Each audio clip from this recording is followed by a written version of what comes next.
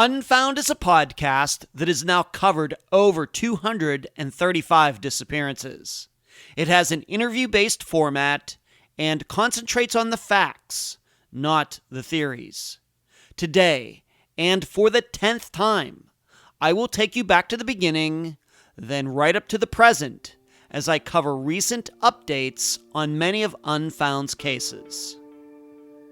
I'm Ed Dentzel, and this is Unfound.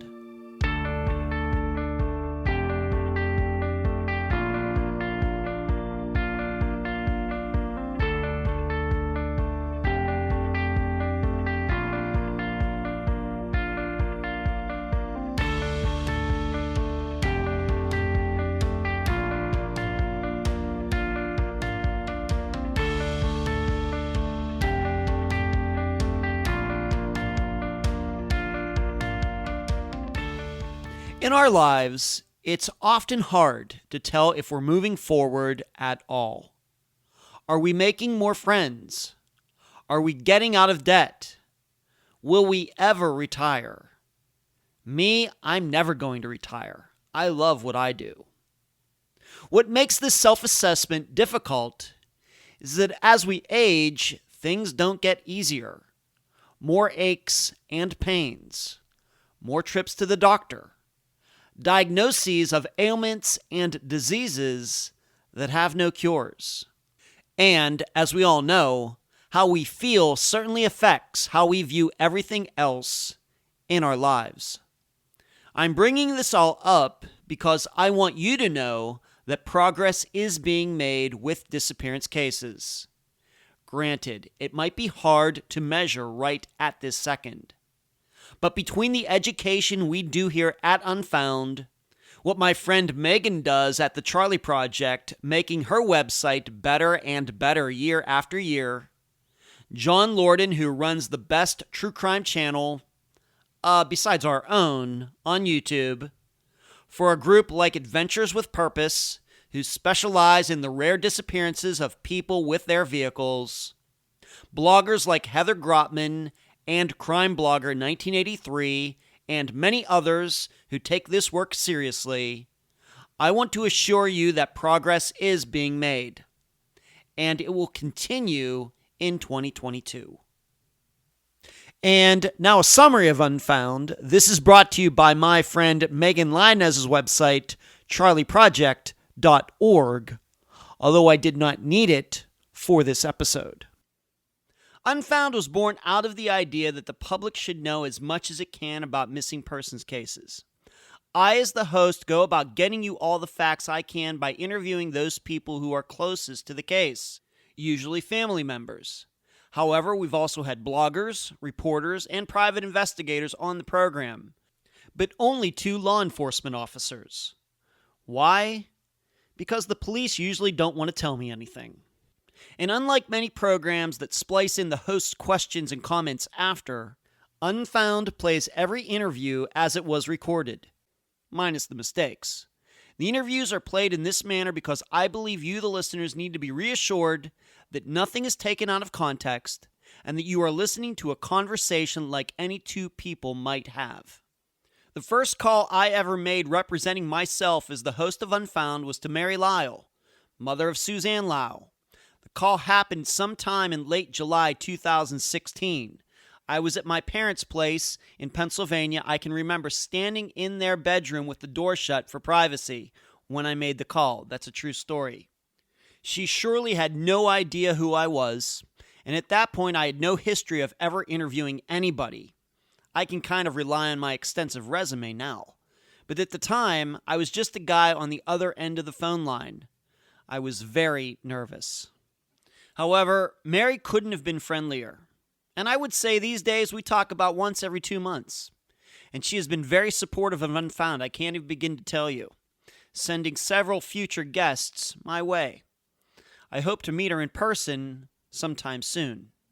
That conversation was followed by a call to Patrick Marker, the guest for the Joshua Guimond episode, then Tim Wright for the Ben Charles Padilla episode. And before I knew it, Unfound had gained some momentum. Probably the next big thing that happened for Unfound that pushed it forward was a listener kind of becoming my right-hand woman to find guests for the program. Emily, you've heard me mention her many times before, is responsible for finding probably half the guests you've heard on Unfound since May of 2017. Her passion and compassion make her excellent at what she does. She stays in contact with guests even after they've been on the program. Then, in December 2017, Unfound became linked with the Tribune-Review in Pittsburgh. It carried Unfound on its website throughout 2018, and I helped them cover older missing persons cases in Western Pennsylvania through monthly articles. Along the way, Unfound has also picked up Cherie Biggs, researcher and overseer of both the Unfound live show on YouTube and the Unfound think tank. Unfound also has Carrie Welburn and Heather Dobbins, administrators for the discussion group on Facebook. Heather is now also the manager of the Unfound store. Dr. Eric Grabowski, a personal confidant and independent researcher, and host of Unfound on the Ground. And Natasha, who is in charge of the website and the Unfound podcast channel on YouTube. There have been books and newsletters and t-shirts and poll questions, the website, theunfoundpodcast.com, the interviews with Dr. Grace Telesco, an unexpected and unpermitted mention on 48 Hours, college presentations, and most importantly, the respect and concern all of you continue to show for Unfound's many, many guests. Like the first, second, third, fourth, fifth, sixth, seventh, eighth, and ninth update episodes from the summer of 2018, April 2019, September 2019, December 2019, April 2020, August 2020, December 2020, April 2021, and August 2021, respectively, I'll be doing all the talking today. I'm Ed Densel. I'm originally from Leechburg, Pennsylvania. I attended Grove City College, class of 1993. I graduated with a degree in business that I've never had to use.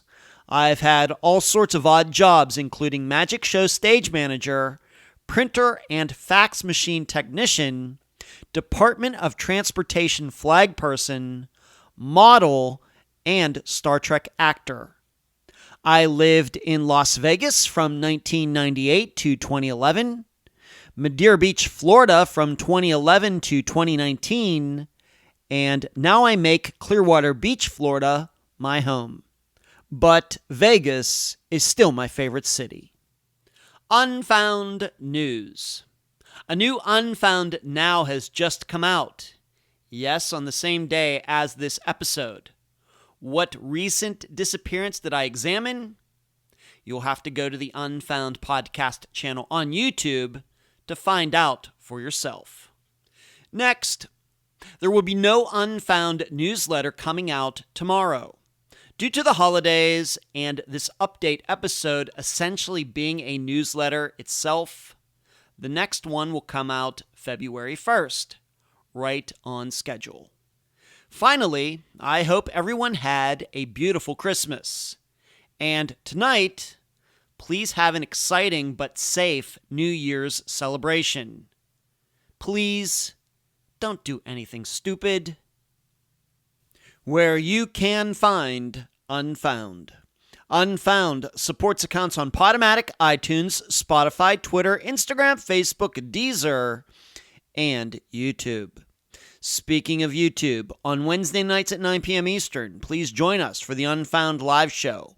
All of you can talk with me, and I can answer your questions. Contribute to Unfound at patreon.com/Unfound Podcast. You can also contribute at PayPal, paypal.me/Unfound Podcast. I also need to give a huge shout out to all the people who have monetarily contributed using Super Chat during the live show on Wednesday nights. Thank you for watching, and thank you for donating. The email address, unfoundpodcast@gmail.com. Merchandise, the books at amazon.com in both ebook and print form. Do not forget the reviews. Shirts at unfound-podcast.myshopify.com, or you can track down my assistant Heather in the Facebook group. Playing cards at makeplayingcards.com/sell/unfound podcast. The website, theunfoundpodcast.com. And please mention Unfound at all true crime websites and forums. Thank you. Okay, if this is your first time listening to an update episode, and that's always possible, people are finding Unfound for the first time all the time. The way this goes is I do not read from a script for these updates. What I do is I go through all of the disappearances that Unfound has covered, 235 of them now. And I go and check if there are any updates, any news. For example, you'll hear a couple stories about remains being found near where missing people went missing. And I'll look at that, and that will be put into my notes. So I'm not reading from a script. I'm just looking at a few words and just have the rest of it kind of just up here in my head. Because if I were to type all of this out, it would take hours and hours and hours and hours and hours. And I know that after doing the first 9, this is the best way to do it. A couple update episodes ago, I started including the intro to each of those episodes for those of you who maybe forget exactly what the circumstances were for that particular disappearance. And I thought that was a really great suggestion a listener made to me earlier this year. So you will hear me announce the name, and then I will read the intro. That's that little part before the music starts for every episode. And then I will go into the update. So if you hear any ums and you knows and likes and pregnant pauses and things like that, it's because I'm doing this off the top of my head. So please excuse that. Thanks. And I will be going in the order that the disappearance appeared on Unfound. So we'll be going back to September 2016 and working our way up to the end of 2021. First update, Andrea Bowman. Andrea Michelle Bowman was an adopted 14-year-old from Hamilton, Michigan. On March 11th, 1989, she allegedly stole money from her parents and headed out the door. She never came home, and despite police following up on many alleged sightings, she was never seen again. Anybody who has been listening to Unfound for any amount of time, even if it's maybe just a couple months, knows what the conclusion to this disappearance was. A couple years ago, Dennis Bowman, Andrea's adopted father, was charged with the murder of a woman in Virginia in 1980. And because of that, using DNA, by the way, and because of that, police were able to get a search warrant for the Bowman property in Michigan. And when they did that search, they found Andrea's remains buried on that property. And so the update is that just recently, just within, of course, all these updates are, I guess what you might say recent, since the beginning of September of 2021. These updates only include that time frame up until the present of December 31st, 2021. Dennis Bowman has chosen to plead guilty to murdering Andrea. I think it's second-degree murder, and the sentencing will be in February. You should know, though, he also pled guilty in this murder of this woman in Virginia in 1980, so he's already in jail for that. As you would suspect, he is not a young man, and he's going to die in jail no matter what. So whatever sentence he gets for the murder of Andrea probably is, I don't know how much it means. It's certainly symbolic. Certainly it's good that we know what happened. We know that he killed Andrea. That's certainly good to know. But as far as him staying in jail, making sure he stays in jail, he's going to be staying in jail just for the other murder alone. It would have been interesting for there to be a trial Of course, with any trial, there are risks, some technicality if he somehow was found not guilty or a hung jury. Of course, we'll be talking about a hung jury later in this episode, but there are always risks. But to hear the facts as the police think whatever they are, the chance maybe of Dennis Bowman getting up on the stand, although maybe the odds of that in a trial would have been very, very low. It might have helped us as people who study disappearances to hear a little bit more about that. It might have helped us look at other teenager, child disappearances and to get a better handle on them. Granted, on Unfound, we don't cover many disappearances like that. But still, it might have been from an educational point of view to be helpful.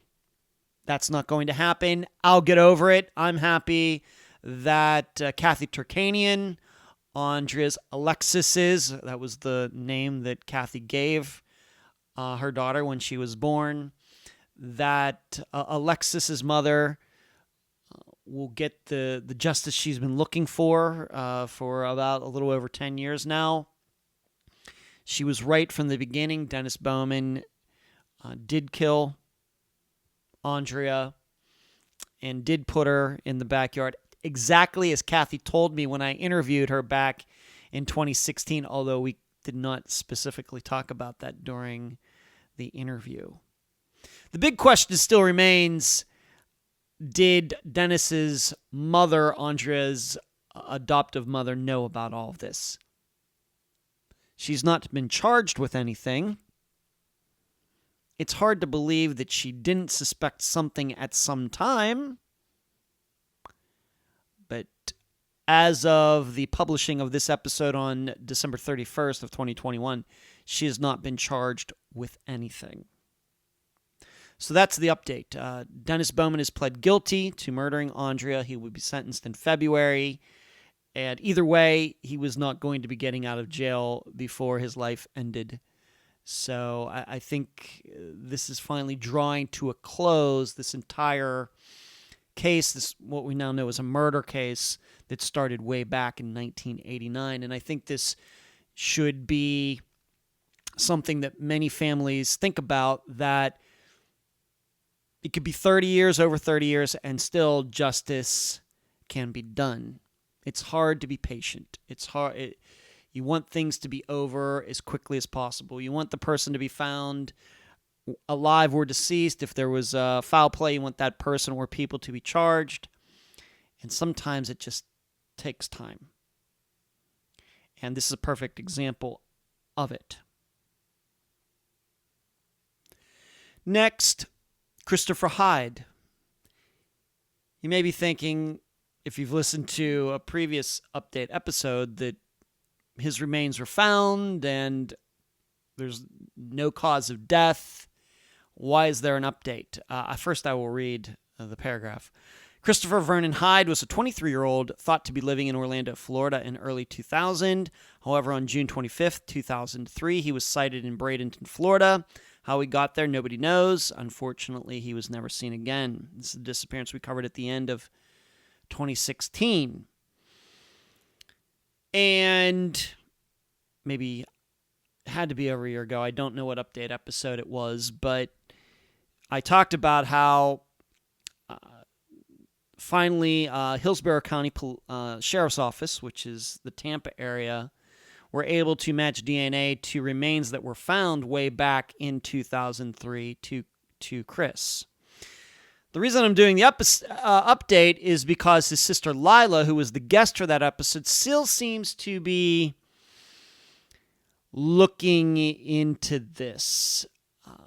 She seems to have some doubts as to whether this is true or not. And it comes from, there was a picture posted within the last few months of a homeless man in the Hillsborough, Pinellas County, which is where I live, or down in Sarasota, Bradenton area, of a guy who kind of looks like Chris. And so she's thinking, could this be a mistake? Now, the reason I think this picture popped up is because somebody had heard about Christopher being missing but did not know the story about the remains being found. And the person sent this picture, posted it somewhere, Lila saw it, and then starts doubting whether the Hillsborough County Sheriff's Office came to the correct conclusion. I'm going to be honest with you. I saw the picture. I don't know if I posted it in the Facebook group on Facebook. Imagine that. But to me, it does not look like Chris at all. You look at the facial features, and I think at first glance, it looks a little bit like Chris, but when you really start looking at the different features, I just don't think it's him. In addition, I don't believe that the Hillsborough County Sheriff's Office made a mistake regarding this. Very sad. Probably never going to know what happened to Chris, but I do believe that those remains that were found way back in 2003 and then identified within the last couple years are his. And if they use DNA to do it, I don't know how you could really argue with that. And it also seems that we're never going to know what happened to Chris, why he died, which is very common with a lot of these disappearances where remains are found after a while, not right away. And it can be very difficult to determine cause of death.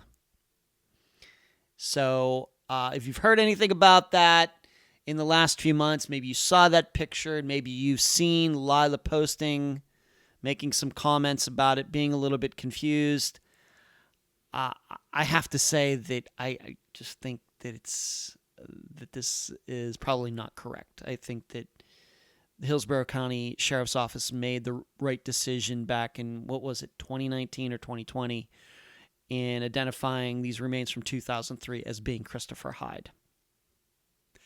Next, Rebecca Gary. Becky Pauline Gary was a 32-year-old single mother living in Baton Rouge, Louisiana. She liked making friends at local coffee shops and hobnobbing with the city's upper class. On December 27th, 1988, she called her sister telling her things weren't working out in Baton Rouge and that she was ready to move to Shreveport. Becky was never seen again. A listener of mine got interested in this disappearance earlier this year, a listener of Unfound. She continues to work on it. And I think in the last update episode, if not the one before that, I talked about how this listener had discovered that Becky was around this man and woman at the time who allegedly, right after Becky went missing in late 1988, so I'm recording this on December 28th, so almost exactly 33 years ago, I can do the math, plus a day, they left the Louisiana, I think, and left Louisiana and moved to Ohio shortly after this. Certainly caught this listener's attention. She is a member of the think tank. She's very educated in disappearances. So she continues to look into this. She actually ended up contacting the guy, and the woman, I think, is deceased, unfortunately, but the guy's still alive. Seemingly had no idea that Becky was missing, but this could be something. What I would add to this, and I have this right in my notes, if you go back and listen to that episode, it is certainly believable that there was some kind of foul play. Becky seemed to hang around a lot of different guys, and we've talked about that before. Guys being in some woman's what I call orbit, and they're just looking to have a chance with her. If one guy finds out she's seeing somebody else, he gets ticked off.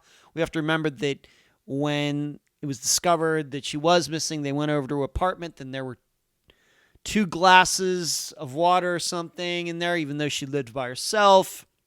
Her luggage was still there. It looked like she was, as I just read in the paragraph, she was getting ready to move, and then something got in the way of that. Certainly easy to believe that this was foul play. Absolutely. What I would also, though, encourage you to think about is we have to remember the season in which this happened, the Christmas season, and being that we're in it right now. And even though it's the most, Andy Williams said, the most wonderful time of the year. This is also one of the times of the year when people are most likely to commit suicide and be very depressed if they are separated from family and friends and they wish their lives were going a different way. And for all maybe reasons that make a lot of sense and then a lot of reasons that don't make sense at all, at least to people viewing that person. So I think we also have to keep that in mind. We cannot discount the idea, I think, at this point, even 33 years later, that could it be that she was very depressed, holiday season, not being around her family? Yes, she was going to see the family, but this was after Christmas, and she didn't make it there in time, and was there some depression going on, mania going on, panic attack, guilt? Still have to be open to that 33 years later. Now, of course, that would not be something if she disappeared in May. Then maybe that wouldn't be a topic we would consider, given the facts. But given that it was this holiday season, and all of you know about this, a paradox, I guess you might say, the most wonderful time of the year, but it's also time when people are more likely to get depressed and feel guilty about whatever. Just got to keep that in mind, I think, in regards to Becky Gary's disappearance. Next, disappearance, Eric Franks. Eric Lee Franks was a 38-year-old from Saginaw, Michigan. He loved children and communicating with his friends on social media. On March 21st, 2011, according to the mother of Eric's biological daughter, she saw him drive away from her house. However, no one noticed he was missing for 6 months. He was never seen again. Remember over a year ago that his car was found, what I would call miraculously. And then earlier this year, finally, now why do they wait to do these things? I don't know. But we finally got to watch some video or hear some audio. It was in the local news up in Michigan and elsewhere about the interview that was done with Eric's ex-girlfriend Kendra, who is now deceased, and her husband John. And we now know that Kendra lied during that interview. Of course, the tough part is that, and the reason I'm doing an update on it, is that we can have all of these things happen. And this is a disappearance that is going to be 11 years old in 3 months. And the car is found, and these audio tapes are released, and we know that at least Kendra was lying, and John was also talked to, and claimed total ignorance on the whole thing. And still, this disappearance is unsolved. The car found, Eric not found. So, and that house where the car was for all that time has been searched. Last year into this year, nothing found. This just shows you, and once again, the reason I'm doing this update is because this just shows you how you can go a long time, nothing going on with a disappearance, then something suddenly big, huge happens, and then it can go back to being as quiet as ever just as quickly. I guess you might compare it to like flying. Pilots talk about flying. Hours of nothing happening accentuated by seconds of sheer terror. And so this is the way it is with disappearances, although I might not use the word terror, but seconds or days, if not weeks, of excitement. This is going to get solved, and then all of a sudden it goes back to completely silent again. This is very common. I know many of you know about Eric's disappearance, and you should just remember this is not unique. It's certainly unique regarding his car being found the way it was found, and nobody could have believed that it was going to be in one piece and in actually running condition. But this is very common in all different types of disappearance. Doesn't matter if it's men, women, children, that nothing for many years, then maybe something happens, and it looks like it's going to get solved, and then it can go silent just as quickly. And it seems like that is what is going on with the investigation of Eric's disappearance now. That's my perception. Things can change at any time. Unfortunately, Kendra is deceased. John's still out there, but to my knowledge, he's still walking around a free man. So what has gone on over the last year has not changed John's, Kendra's husband's status at all. Next disappearance, Brandon Williams. Brandon Williams, host to his family, was a 33-year-old from Ephraim, Utah. He had lived in such wide-ranging places as the Hamptons and California. On May 17th, 2013, he got on a bus in Salt Lake City, heading back to where he lived in Key West, Florida.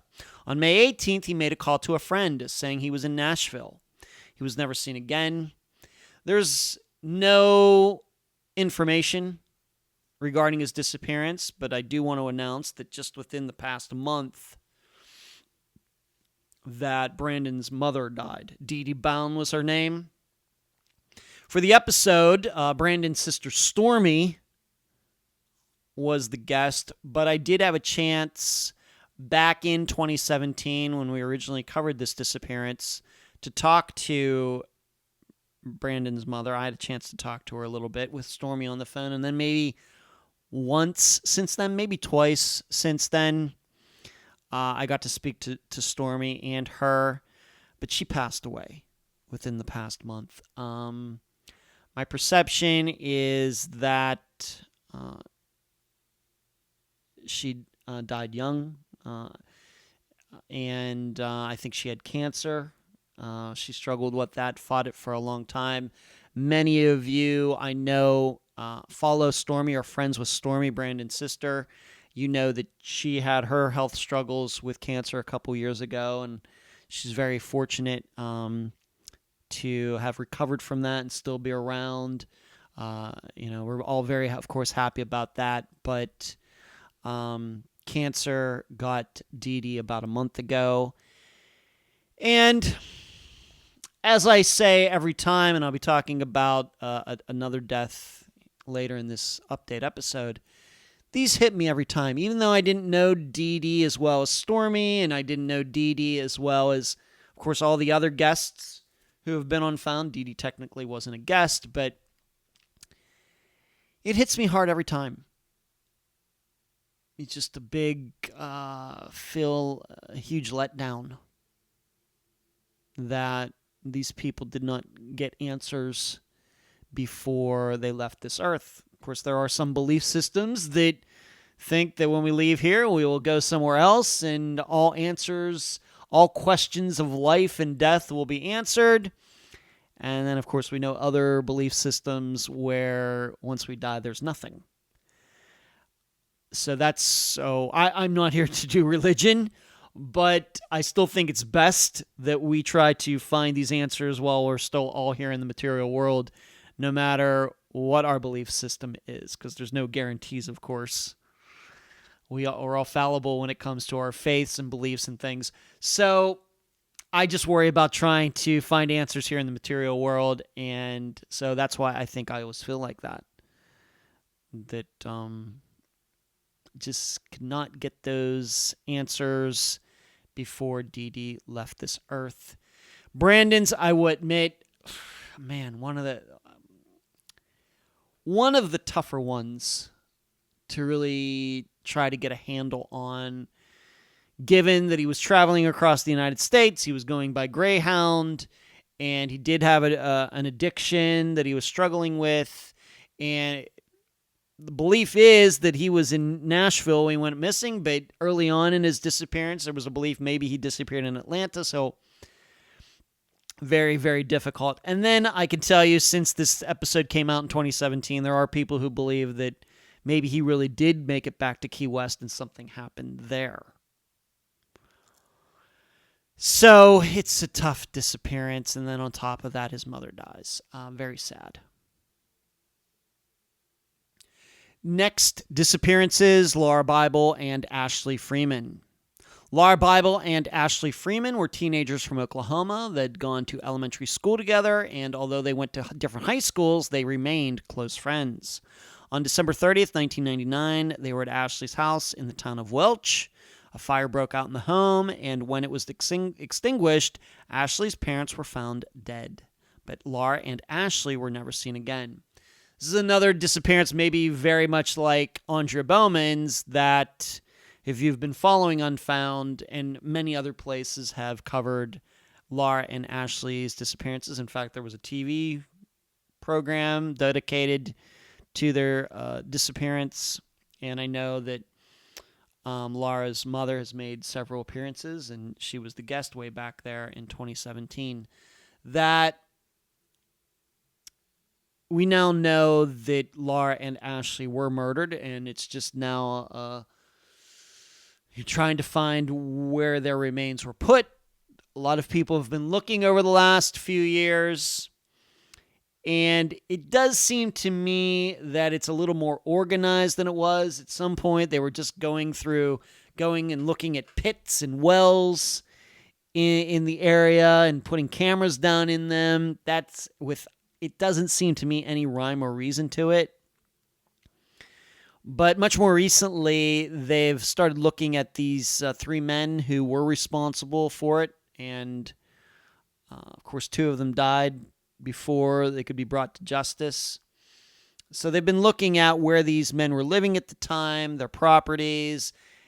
And I get the idea, at least in one of these situations, like the house or trailer or whatever it was isn't even there anymore. So they've been doing some of that, looking at these properties, which seems to me like much more logical than just randomly going around and looking into caves, or there caves in Oklahoma, looking down into wells. And I know the people who continue to care about Laura, their friends and family, the people closest to Laura and Ashley, are very desperate. I still think, though, that any search has to be done in a very logical manner. Does it make sense? I think that's what you always have to ask yourself when you're planning to do a search. It's great to get volunteers, and I'll bring my camera, and I'll bring my ATV, and I'll bring my drone, and we'll go out. That's all great, but you got to have a plan, and it has to go right from what you think you know about the disappearance. And what you know, if it is a murder and you have an idea who might have done it, where does that take you? In contrast to, well, we know that there's these pits out somewhere, and let's just go take a look. The odds of that happening are so low. We know it happens, but you also have to figure into it that people who volunteer, they can get burnt out too. Going out, not finding anything. So it's always good to have a plan that makes logical sense. And it does seem to me much more recently that it does seem more logical, taking a look at these properties. And if nothing else, it makes a lot of sense because we know that, for example, Andrea Bowman found on her parents' property. Zoe Campos, we'll talk about here in a moment, found on Carlos Rodriguez's property. And there are many, many, many other examples. Even if we want to go to serial killers, John Wayne Gacy killed all those young men and was putting them in the crawl space under his house. So it makes a lot of sense to start looking at the killer's own property and places where they lived, places they had access to, places they like to go hang out, whether it's hunting, fishing, anything like that out in nature. Next, kind of an update, Ashley Kohler.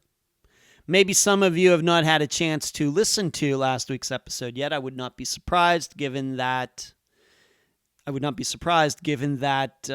is the holiday time. You have other things to do. I totally respect that. You should be spending this time with your friends and family. This time's very important, very special. And the episode will be there when you're ready, as will all the episodes when you're ready. That's what I always tell the guests, that when they appear on the program and I upload it, that episode will be on the internet forever, as long as the internet exists. Or, of course, I have to keep paying the bill to Podomatic or wherever else. Of course, that counts for something as well, but I, of course, continue to plan to do that. But next is Ashley Kohler. Ashley Kohler was a 20-year-old from Corona, California. She was a tomboy who loved cooking.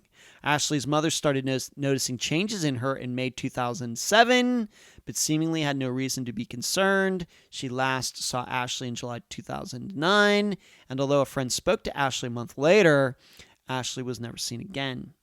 Now, know that in the original episode, going way back, what was that now, to 2018, that Ashley had gotten into prostitution, found out that she had an addiction, and just last week we revisited that disappearance, mainly because Ashley's disappearance just does not get much mention.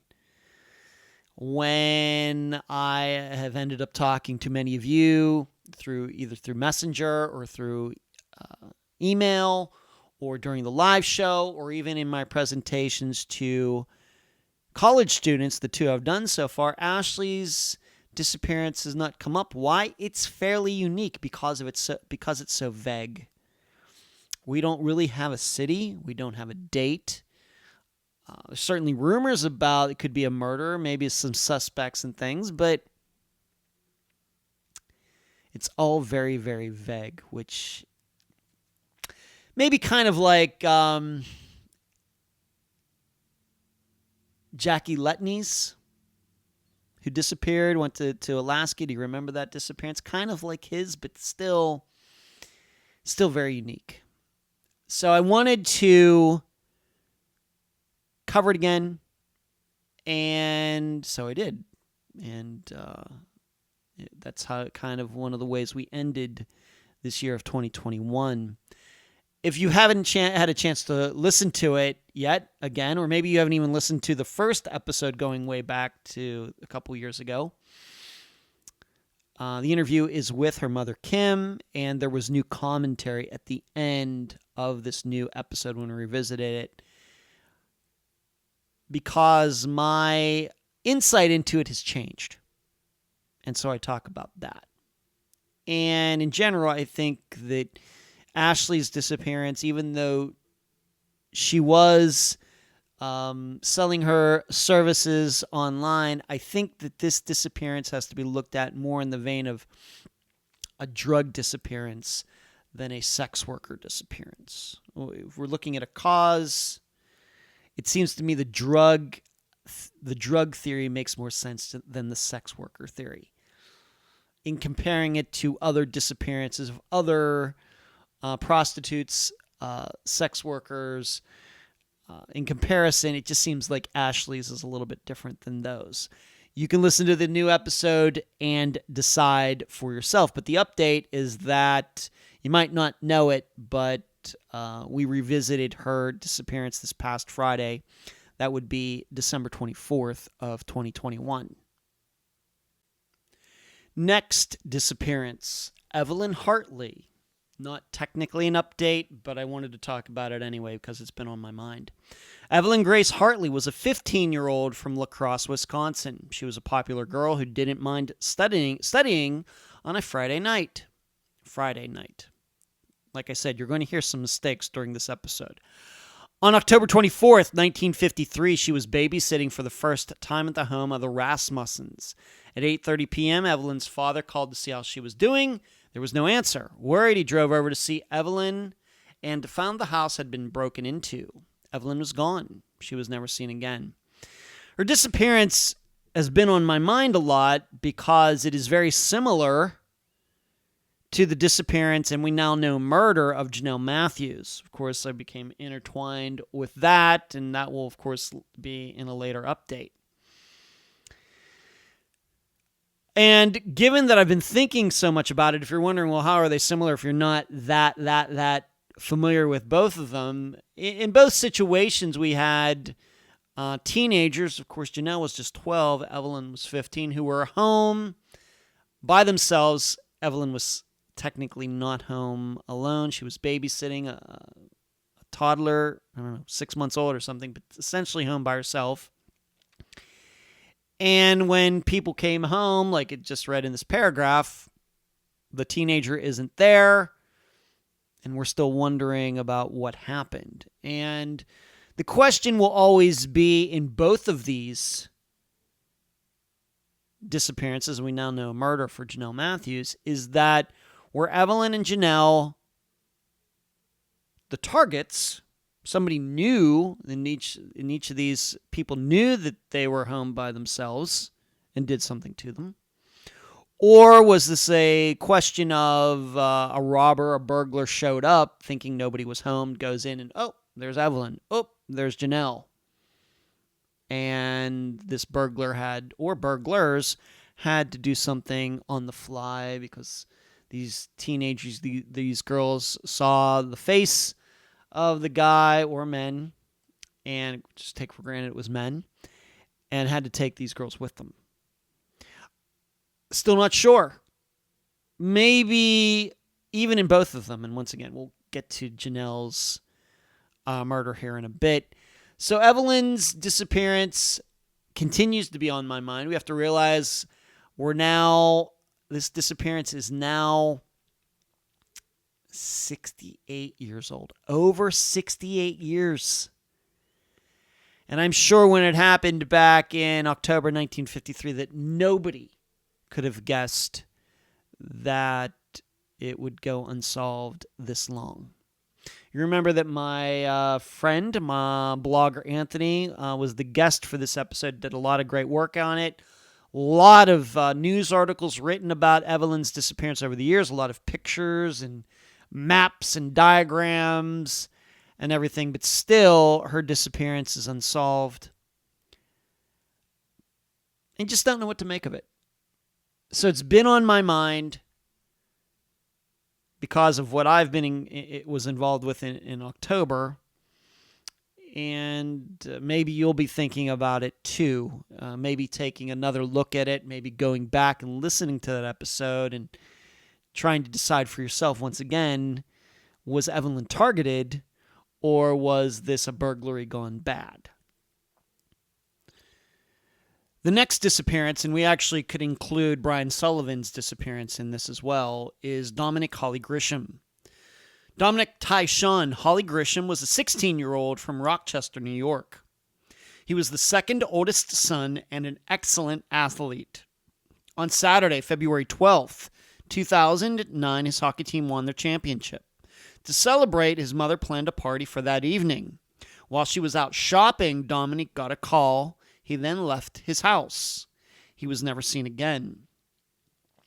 The reason I want to also include Brian Sullivan, another disappearance covered from Rochester, is that just within the past month, I went back and checked, it was December 2nd, so not quite a month ago, that remains were found in Rochester. However, there is a huge asterisk for this, that the remains were found in the location of a former cemetery. Now, the contractor was out there doing something, digging around, and came across some remains, and on that site is where a cemetery used to be. There is no information. You should know that even during the course of recording this, I went back and checked to see, is there any up-to-date information? There's been no information on this since that day, December 2nd, December 3rd, so 4 weeks ago.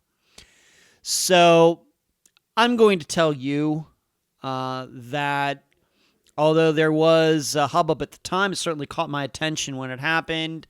I do follow Dominic's mother's Facebook account, and she acknowledged it. She knew about it. Given the circumstances, and given that this is where a cemetery used to be, I'm inclined to believe that these remains are just of someone whose remains were not taken away when the cemetery was moved. This is common. What I don't know is how old was this cemetery? When did it get moved? How long ago? We have to remember this is New York, and there have been people living in New York even while in the state of New York, not the state, but the land of New York, well before the United States was ever established. So we have to think about that. In fact, that came up earlier this year with remains that were found, I think, in New Hampshire, and people were thinking that it was maybe Maura Murray. And then when they started doing the DNA or carbon dating, and they figured out that this remains from some guy from, I don't know, years, I think the 19th century or 18th century or something like that, way long time ago. This could be the situation here as well. This could be a cemetery that takes us back to the Revolutionary War, for all we know. And then at some point, there's development. We got to move these people, and there might have been somebody buried there. There was no headstone or anything, and nobody knew, and they moved everybody else, missed this person. This is how these things happen. I don't know what to think. I don't know whether I'm supposed to say, well, I hope it is Dominic. Am I supposed to say that? Am I supposed to say that I hope it's Brian? I really don't know where to go on that. All I can tell you is my experience tells me after 5+ years is that I'm guessing the remains found were not from somebody who is missing, but somebody who died and was buried there and then did not get taken away when the cemetery was moved. That is where I stand right now as I record this on December 28th. But what do I like to say? As facts change, theories change. Now, if they determine that it's not that it's somebody very, very recently and it was buried, the remains were buried there recently, and then, of course, everything changes. But at this point, I'm just going to say the remains of a deceased person who was in that cemetery did not get moved. Next disappearance, Billy Diesvestro. And in fact, I have to say, I believe this is the first time Billy's disappearance has been included in an update episode. Pretty sure. William Francis Diesvestro IV, Billy to those who loved him most, was a 28-year-old from Hamilton, Ohio. He loved tattoos and talking about God. On February 7th, 2011, he got a ride to a friend's home, one he hadn't seen in quite a while. The friend claims they partied, then he went to bed. When he woke up, Billy was gone. He was never seen again. The update is not long after the last update episode came out at the end of August of 2021. There was a search done in Ross Township, which is near Hamilton, Ohio, and I'm just going to read you a story published at the time. And this comes from, where is this from? This is from abc6onyourside.com. This article was published on September 28th of 2021, so 3 months ago. A tip in a decade-old missing persons case led to the search of a barn off Hyde Road in Ross Township. But that tip came up empty in finding any remains of 28-year-old Billy Diesvestro, who disappeared in February of 2011. The tipster claimed Diesvestro's remains were inside the barn, and police did confirm there are signs the barn floor had been dug up before. Diesvestro's mom said the hope for closure a tip like this brings is nothing compared to the disappointment of another piece of information that falls short. It just don't get no easier a pain like this. There's no grieving. You are just stuck, said Debbie Estes, Diesvestro's mother, and Debbie was the guest for the Unfound episode. Estes is stuck somewhere between hope and grief. She still has no answers after her son vanished 10.5 years ago. On Tuesday, she prepared to grieve as authorities dug 8 feet deep in the barn for Diesvestro's remains. It's a horrible way to live, to not know where your kid is, said Estes. The tip came from a squatter that was staying in the barn. The original owner of the property has passed away. The tipster claimed that 3 other squatters pointed a gun at him and tried to remove a body he believes to be Diesvestro's. Apparently, there was a 24-hour gap from when they called us and when this actually took place. There was a lot of time to obviously cover things up, remove property, evidence, and whatever it is, said Ross Township Police Chief Burt Roberts. Authorities did not find any remains on Tuesday, but they did find shell casings and live rounds. In addition, cadaver dogs hit in several spots. In addition, Cavern dogs hit in several spots, substantiating part of his story. You can see where the digging was taking place, and there are tires and dressers and debris over that digging area, said Roberts. Authorities said they can't rule out the possibility that a body may have been moved from the barn. All 4 squatters have been arrested on other charges. For now, Estes remains stuck in her pain. It's another dead-end lead that only brings her more suffering. Remarkably, she says she'll keep fighting the fight because a mother's love for her son can never be killed. I've never lost hope. It's all I have, said Estes. There's a $5,000 reward for any information on where Diesvestro could be or what happened to him. Authorities said the person who gave the information to police had no reason to lie and nothing to gain. Also, that tipster was able to give an accurate description of what Diesvestro was wearing the day he went missing. So, and there have been other articles written about this at the time, and they are all, as you would probably guess, very similar. Having read all that, I'm going to tell you I don't believe any of it. Just a little, once again, maybe I'm just cynical after 5+ years of doing Unfound. Maybe it's cynical after 235 disappearances. It's just a story that's just a little too quaint, a little too perfect.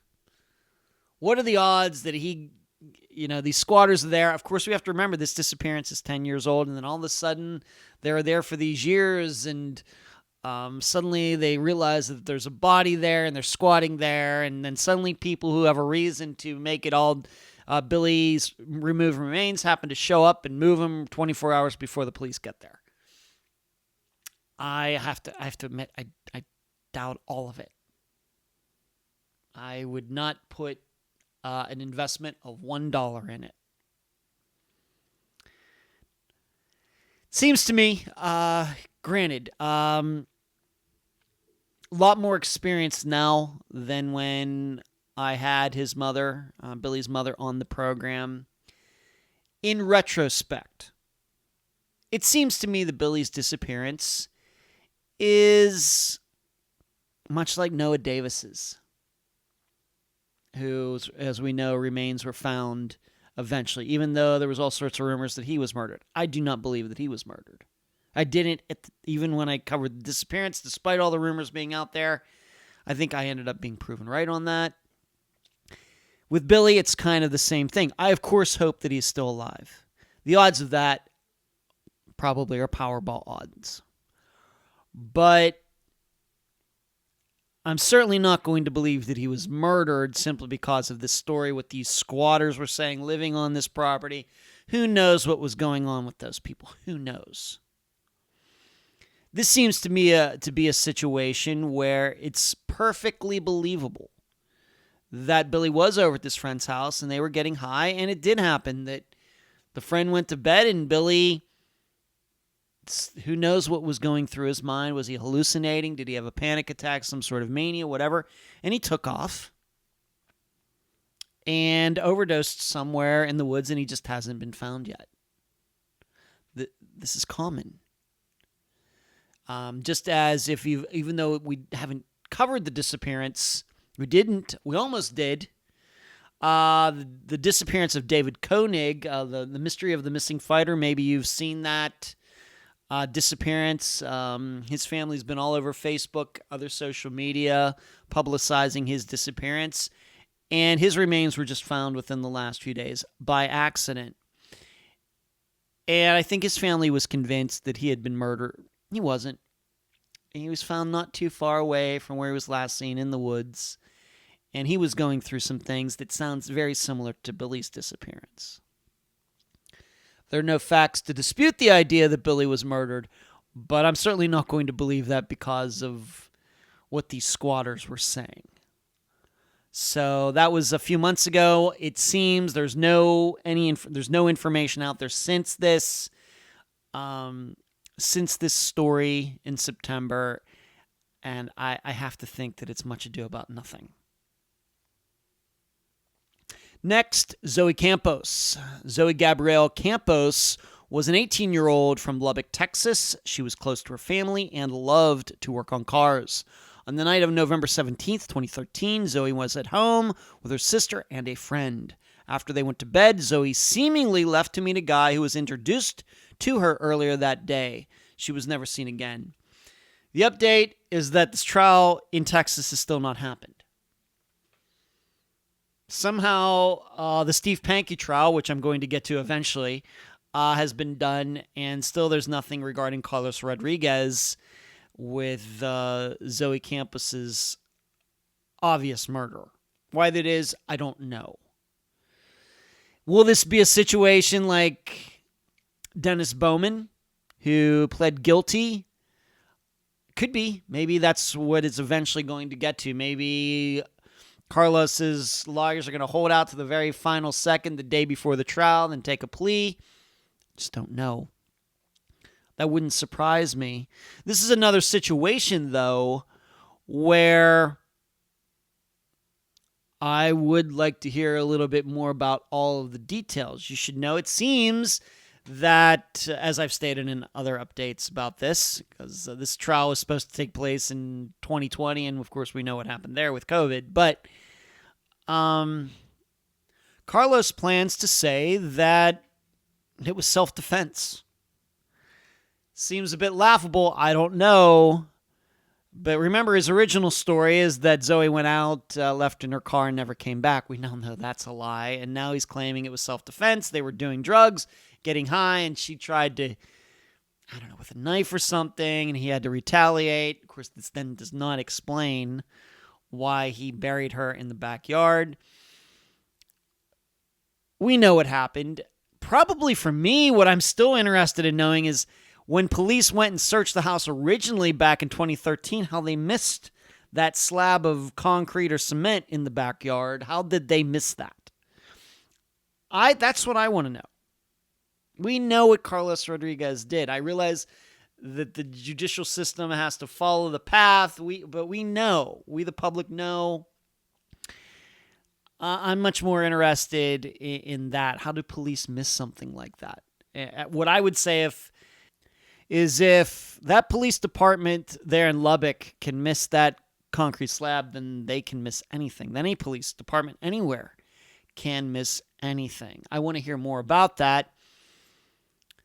And if a trial is going to happen, I also want to hear more about, and maybe this will help us all understand, how is it that an 18-year-old Kamita, I think Carlos maybe was in his early 20s, how can these two who never knew each other until that day, Carlos Rodriguez, to my knowledge, has no other murders on his record or rumored to have murdered anybody before Zoe, how does this happen? Two people get together, never met before. Carlos, maybe he does have a juvenile record. Maybe he was violent. Maybe we just don't know about it. Maybe that information is out there and I've missed it. How does this happen, though? You meet a girl, she goes over to your house, and then you kill her. It's one of those points about human nature. I don't know if we're ever going to understand it, but I would certainly like to hear about it in a trial setting, but we may not get that chance if he pleads guilty to the charges. We'll just have to see. The next update, Tom Brown. Thomas Kelly Brown was an 18-year-old from Canadian Texas. He was president of his class and loved acting and public speaking. On the night of November 23rd, 2016, Thomas was on his way home after hanging out with friends. He stopped to get gas in his Dodge Durango. He was never seen again. In October, coincidentally, right around the time that I was going to or coming from Colorado, Phil Klein and company had this presentation, this event in Canadian where the public could show up, and he was going to present his evidence to show why a grand jury should be convened. Why? Because he believes there are enough facts to prove that Tom was murdered. I don't think this presentation went very well. Granted, I'm not totally unbiased, but I don't think it went very well. I think it had unintended consequences. I don't think anybody watched it who was like maybe on the fence and then afterwards said, oh yeah, I do think that Tom was murdered. I don't think anybody came away thinking that. It seemed to me, and I did watch part of it. I did not watch all of it. The part that I stopped at was when I started viewing Phil Klein much like I view Steve Pankey.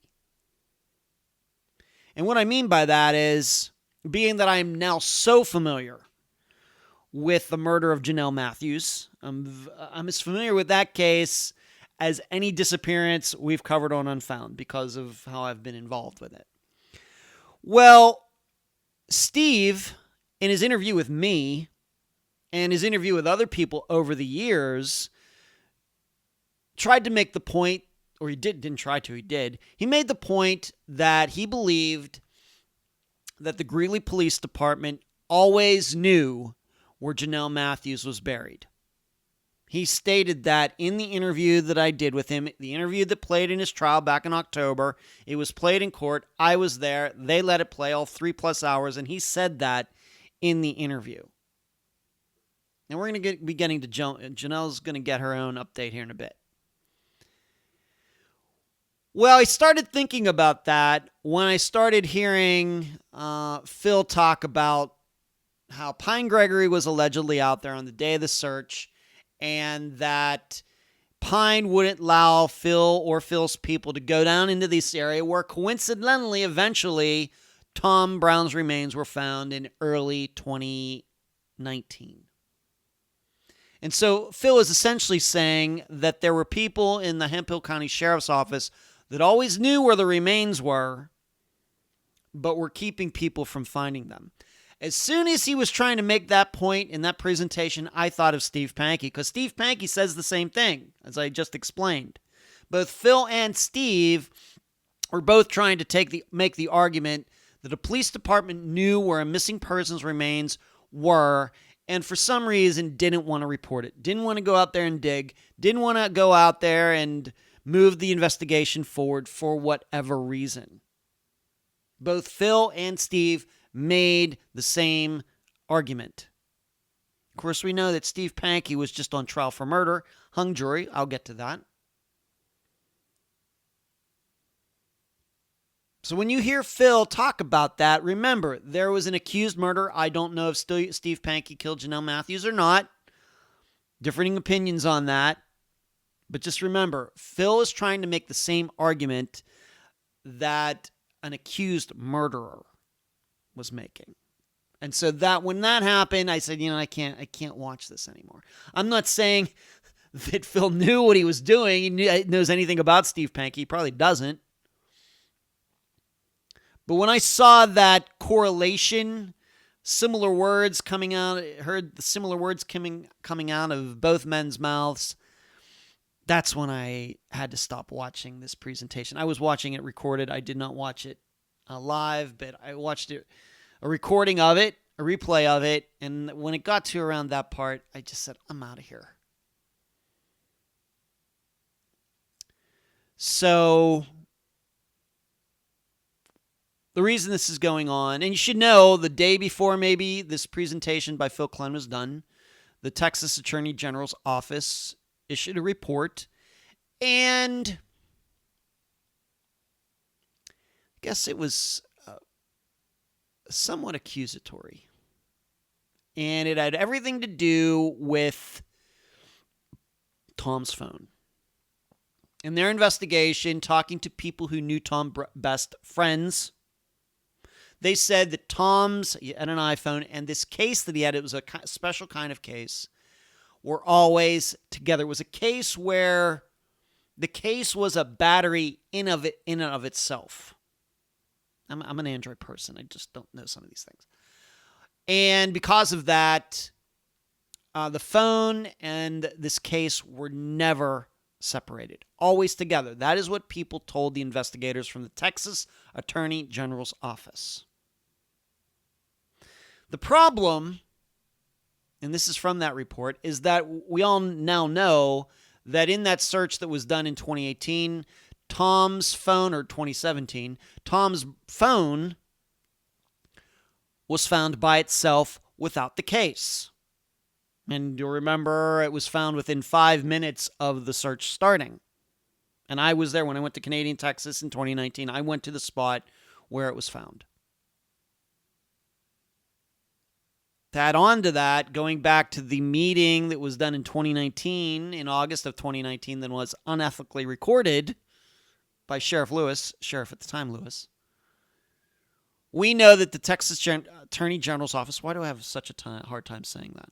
Texas Attorney General's office stated that pretty much they believed that the phone was planted because of its condition and everything else.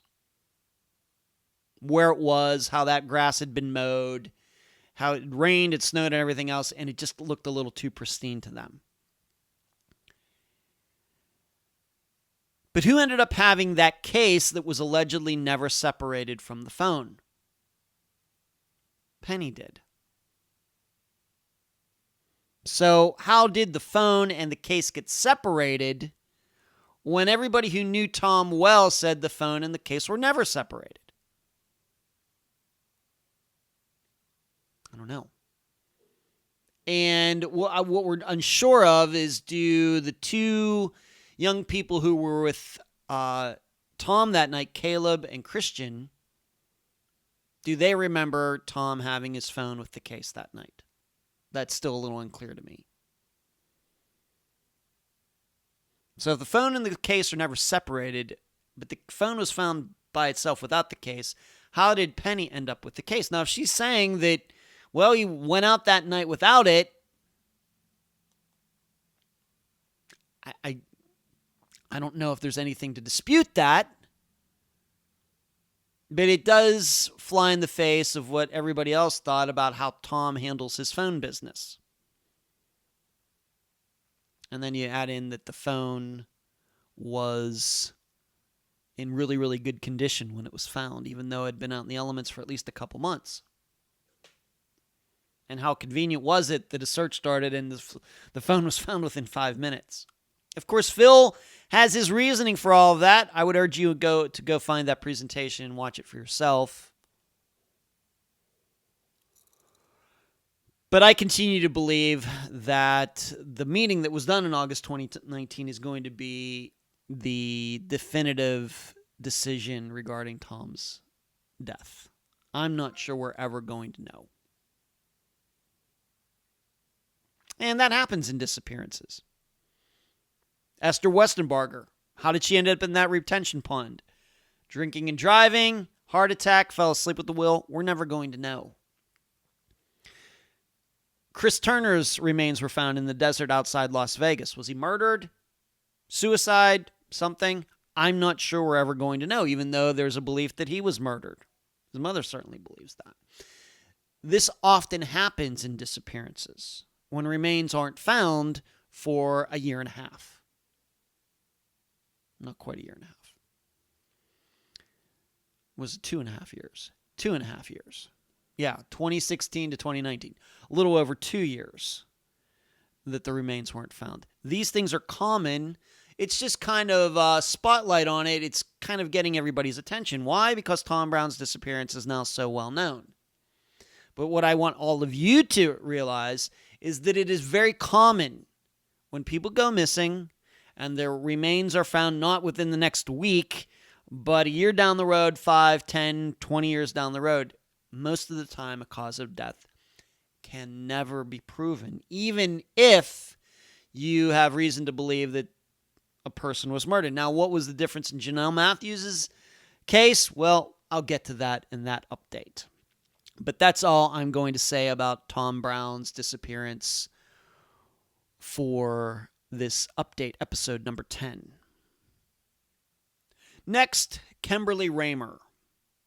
Kimberly Lauren Ramer was a 17-year-old from Opp, Alabama. She was a popular girl and was getting ready for her senior year of high school. On August 15th, 1997, she went to her boyfriend's house, but made sure to be home by 11:30, her curfew. After 36 hours of not seeing her, Kimberly's father discovered her bedroom had been ransacked. She was never seen again. If you remember, this past summer there was a grand jury convened, kind of seemingly out of nowhere. I don't know if Kimberly's family saw that coming or not. It's being that we just spoke about a grand jury in Tom Brown's disappearance. We seem to be talking about that a lot.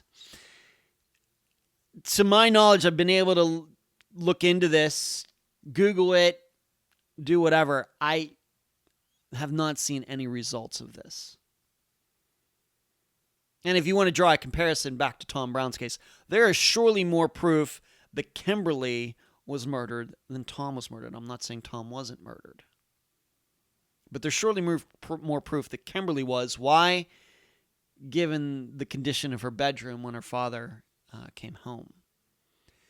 So it just doesn't seem at this point, given that grand jury from this past summer, that anything has come from it.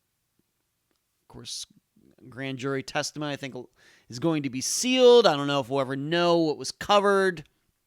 I don't know if her family even knows.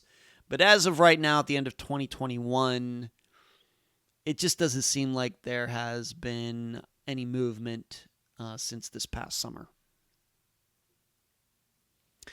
Next disappearance, Alyssa Turney. This is going to be a familiar statement regarding this one. It'll seem like some of the others that I am including in this update episode. Alyssa Marie Turney was a 17-year-old from Phoenix, Arizona. She was the studious type, but also had rebellious tendencies. And she had a boyfriend. On May 17th, 2001, she was taken out of school early by her stepfather. He took her to lunch, then home. Then he went out to run some errands. When he came back to the house, Alyssa was gone. She was never seen again. Michael Turney has been charged with Alyssa's murder. I have not heard one word about when that's going to go to trial. I know that Alyssa's sister keeps everybody updated, and I try to stay updated as well. I don't know if this trial is going to happen in 2022 or not. From what I can tell, it seems like a very, very, very circumstantial case. Now, don't get me wrong. I do believe that Michael did something to her. But according to what I know about all the circumstances, I don't know how they would prove that in court. It may just be that the jury just decides, yeah, he did it, just because they don't have any other choice. It's always possible. But I have to admit, even going back to when Michael was charged, I was surprised. And I continue to be surprised. So it just doesn't seem there's much movement. If there is a court date or something, that's news to me. But I guess if there's going to be a trial, you'd think it's going to happen in 2022. Next update, Megan Lancaster. Megan Nicole Lancaster was a 25-year-old from Portsmouth, Ohio. She was a mother and high school athlete. On April 3rd, 2013, Megan had gone shopping with her mother, but then went off by herself. A little later, she called to say she'd be home shortly. Megan never arrived. Her car was found a couple days later. She was never seen again. We have a very sad update regarding her case, and then we just have a regular kind of update. The first sad update is that the guest for that episode, Katie Lancaster, Megan's sister-in-law. So Katie was married to Megan's brother. Katie died a couple months ago. I think she is the 5th Unfound guest to pass away. We would include in there Jessica Curtis, Tyler Stice's sister, Kimberly Norwood's mother, Jennifer Wilkerson's mother, Vicky, Donna Jean Kapp, Dorian Myers' sister, and now we have Katie Lancaster. Cause of death, I don't know if I really want to get into that, but Katie is not with us. My understanding is that, although I spoke to Katie once in a while, but it had been a little while before, since I'd spoken to her before she died. I understand she was going through a lot of hard things in her own personal life with her marriage.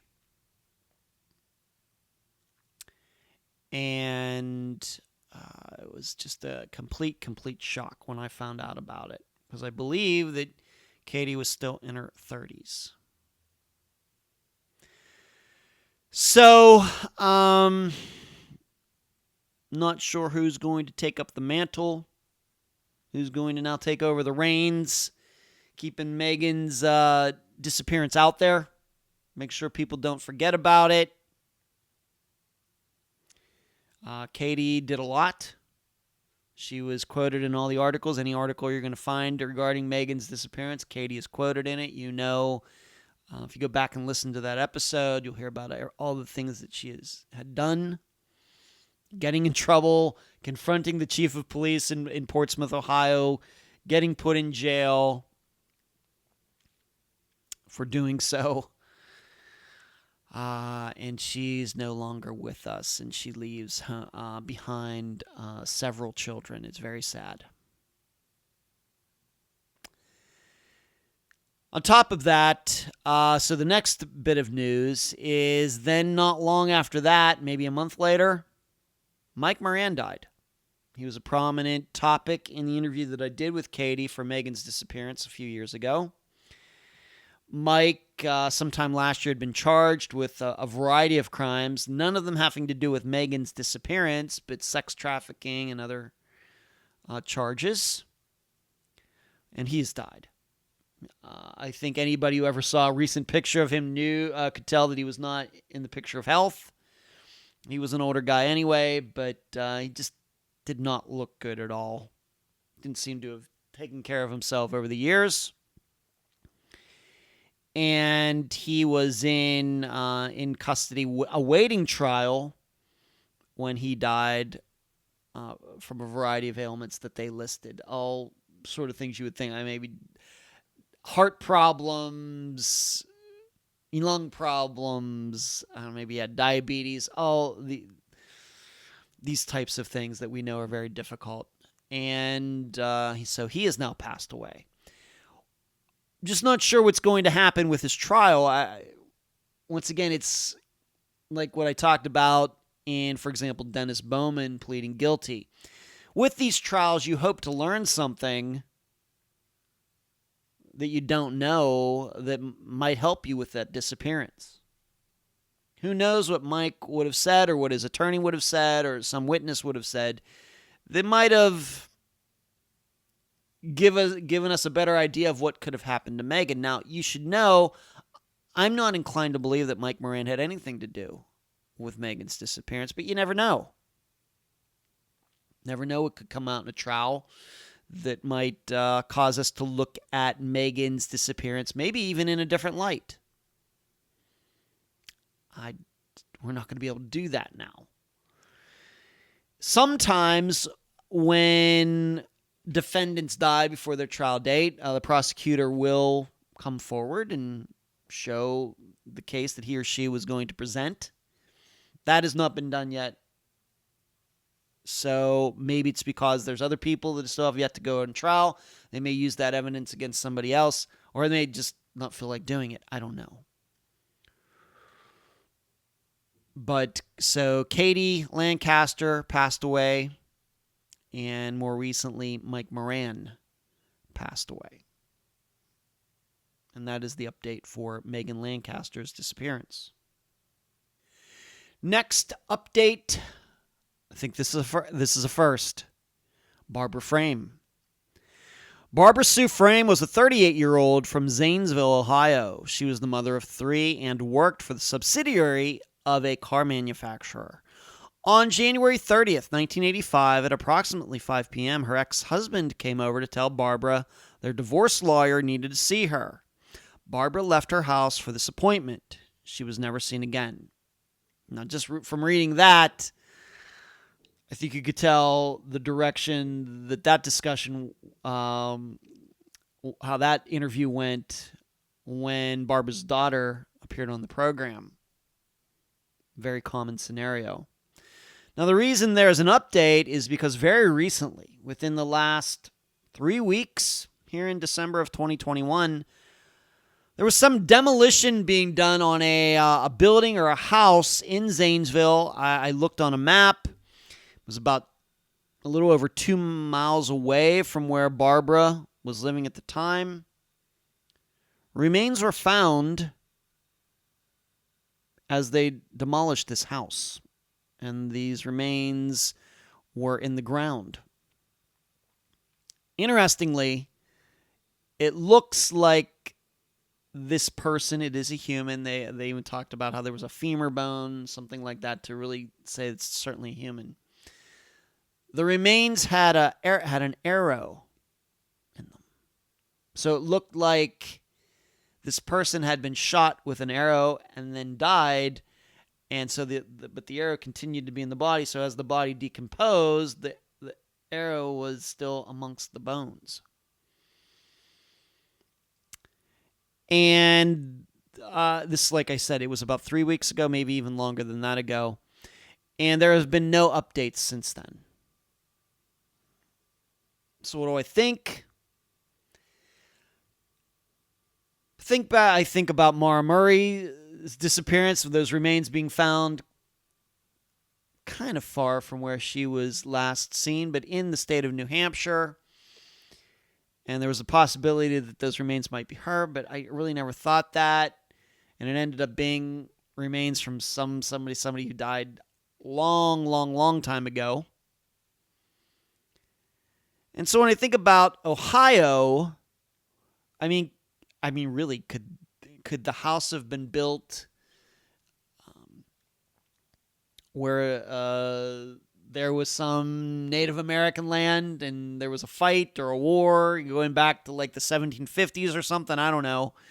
And that person died right there, and then they built a house on top of it and didn't even know that the remains were in the ground. It's possible. It's certainly possible. The issue I have is that who shoots somebody with an arrow to try to kill them? Unless it is going way back to like the 1700s. So I don't know. I did look up and see where Barbara's ex-husband was living at the time. It was not the building he was living in, and he was also about 2 miles from this building. I looked up to see if there are any other missing people from Zanesville, and there are. There are at least a couple. So maybe it's one of them. As I remember it, one of the women, this woman disappeared in like 1982. She was an older woman. Yes, she disappeared 3 years before Barbara did, but she was much older than Barbara. And then there was a young man who disappeared much more recently, but he is involved in drugs, and who knows what might have happened there. Maybe it's one of those two people and not Barbara. But it's getting attention. It's been in the news, but there have been no updates since the original story came out.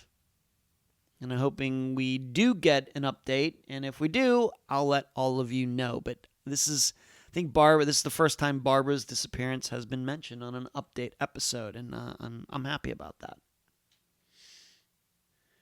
Next update, Austin Pevo. Austin Forrest Pevo was a 23-year-old from Fort Hall, Idaho. He was a firefighter and competitive Native American dancer.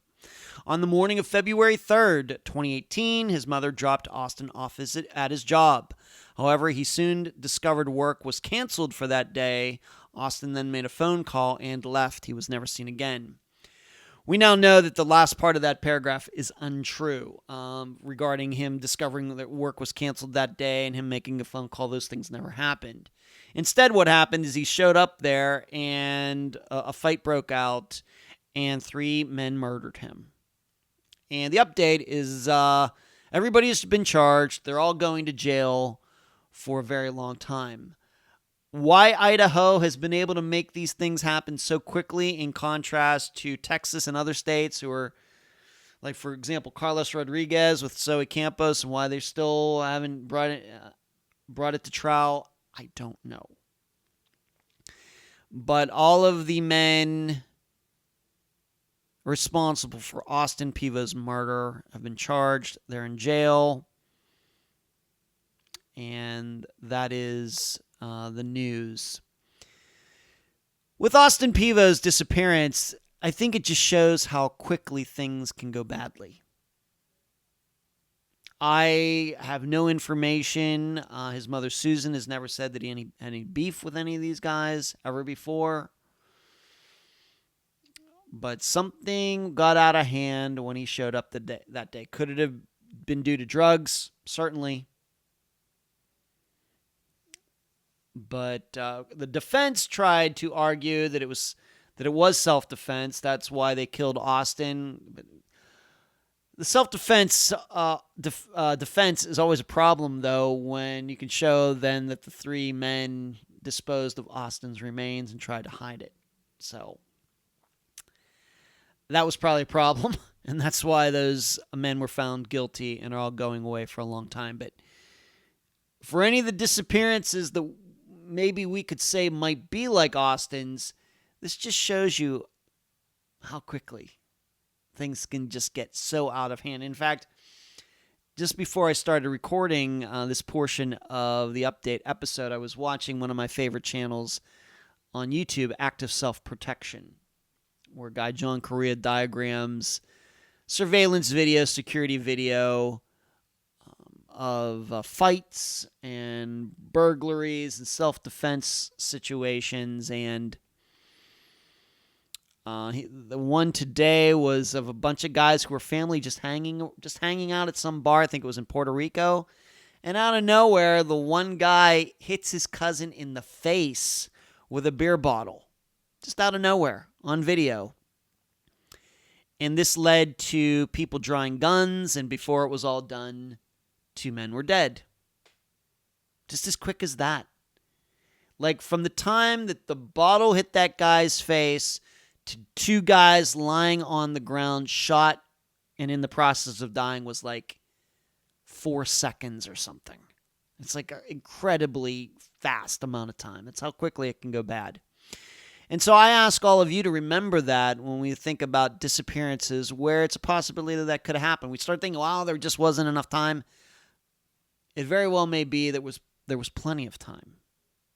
And Austin Pevo shows, even amongst men who know each other or work together, one of them has a beef, something gets out of hand, somebody's manhood is challenged, who knows what really did happen. Don't be surprised if somebody ends up dead. Next, Jonathan Estes. Jonathan Paul Estes was a 35-year-old father of 2 from Bogue Chitto, Mississippi. He worked in construction and was active in his church. On June 2nd, 2018, Jonathan was at home and spoke to his best friend. Jonathan then said he was going outside to see why the police were going up and down his road. He was never seen again. The update for this is that there's still no trial regarding his ex-wife and her alleged theft of that piece of machinery, this tractor, bulldozer, whatever it was, that came up in the interview that I did with Jonathan's sister way back in 2019. That trial's not happened yet either. So what's going on in Mississippi? Why can Idaho get the murder of 3 men done, and this is still going on in Mississippi and Texas and everywhere else? I don't know. But his ex-wife, and once again, it has nothing to do with his disappearance. It has to do with alleged theft. It seems like this should have been pled out a long time ago. Hasn't been, and so her trial is still up in the air. Next update, Molly Miller and Colt Haynes. Molly Miller and Colt Haynes were respectively 17 and 21-year-olds from Wilson, Oklahoma. They had only known each other a week, but might have been headed toward a relationship. On the evening of July 7th, 2013, Molly and Colt were passengers in a car that got involved in a police chase. The vehicle got ditched, and the driver made it back to his house the next morning, while Molly and Colt seemingly got lost, trying to call friends to pick them up. They were never seen again. The update for this is that it's a hubbub. Is that what I want to call it? Maybe a month ago, that there could be some new searches in the area where the car was ditched. My understanding is that there was a piece of property very close to where the car was that has never been searched. They did not get a warrant for it at the time. The person who owned it at the time would not allow them on the property. And then now, but since then, since 2013, the property has changed hands. And seemingly they believed that the law enforcement had gotten permission to search the property, but now the owner has changed his mind. And so I guess warrants are going to have to be gotten. Everything's now going to have to be done very, very officially. How far is this property away from where the car was found, where it was ditched? 600 feet. So it sounds promising. It does. I will tell you, though, that there's still many things about this disappearance that don't make sense to me, and it's probably neither the time nor place in an update episode to talk about all of it. But it's still very difficult for me to understand how Molly and Colt couldn't find their way out of there. It's not like they were dumped in the middle of the Amazon jungle. A rainforest around, I should say. The Amazon is a river. The rainforest around the Amazon River in South America. They weren't dumped there. They weren't dumped out in Alaska, out in the tundra somewhere. They were just not far. I guess what I'm saying is, being that they rode in there on a car, why did they not just, and it was grass and dirt and everything else, why did they not just follow the tire tracks back the way they came? They had phones that, as we know, lasted until the next morning.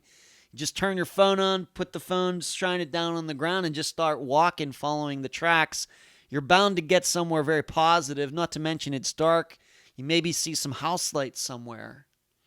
These are all things that still don't make a lot of sense to me. I got to tell you. I've never been there.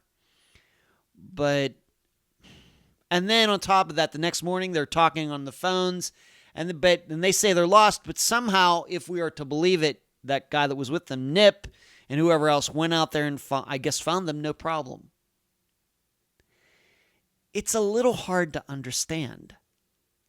And I still tend to believe that the sequence of events from the time the car got ditched until this disappearance started and their phones died or whatever happened to them, I still don't think that is all correct. There's just something about it that just does not make any sense. We're missing something. Something has been switched around. We're putting the cart before the horse or something like that, some analogy like that. I continue to think about that. Maybe it wasn't so obvious to me at the time that we covered the disappearance, but since then, more time to think about it. It just doesn't sound. There just seemed to have been too many ways that Colt and Molly could have found their way out of there and didn't. So I start thinking about why. So that's the update. Maybe we'll be having another search here in that property in 2022. Next update, or maybe a lack of one, Kamisha Hollis. Kamisha Nicole Hollis was a 34-year-old mother of 3 from Omaha, Nebraska.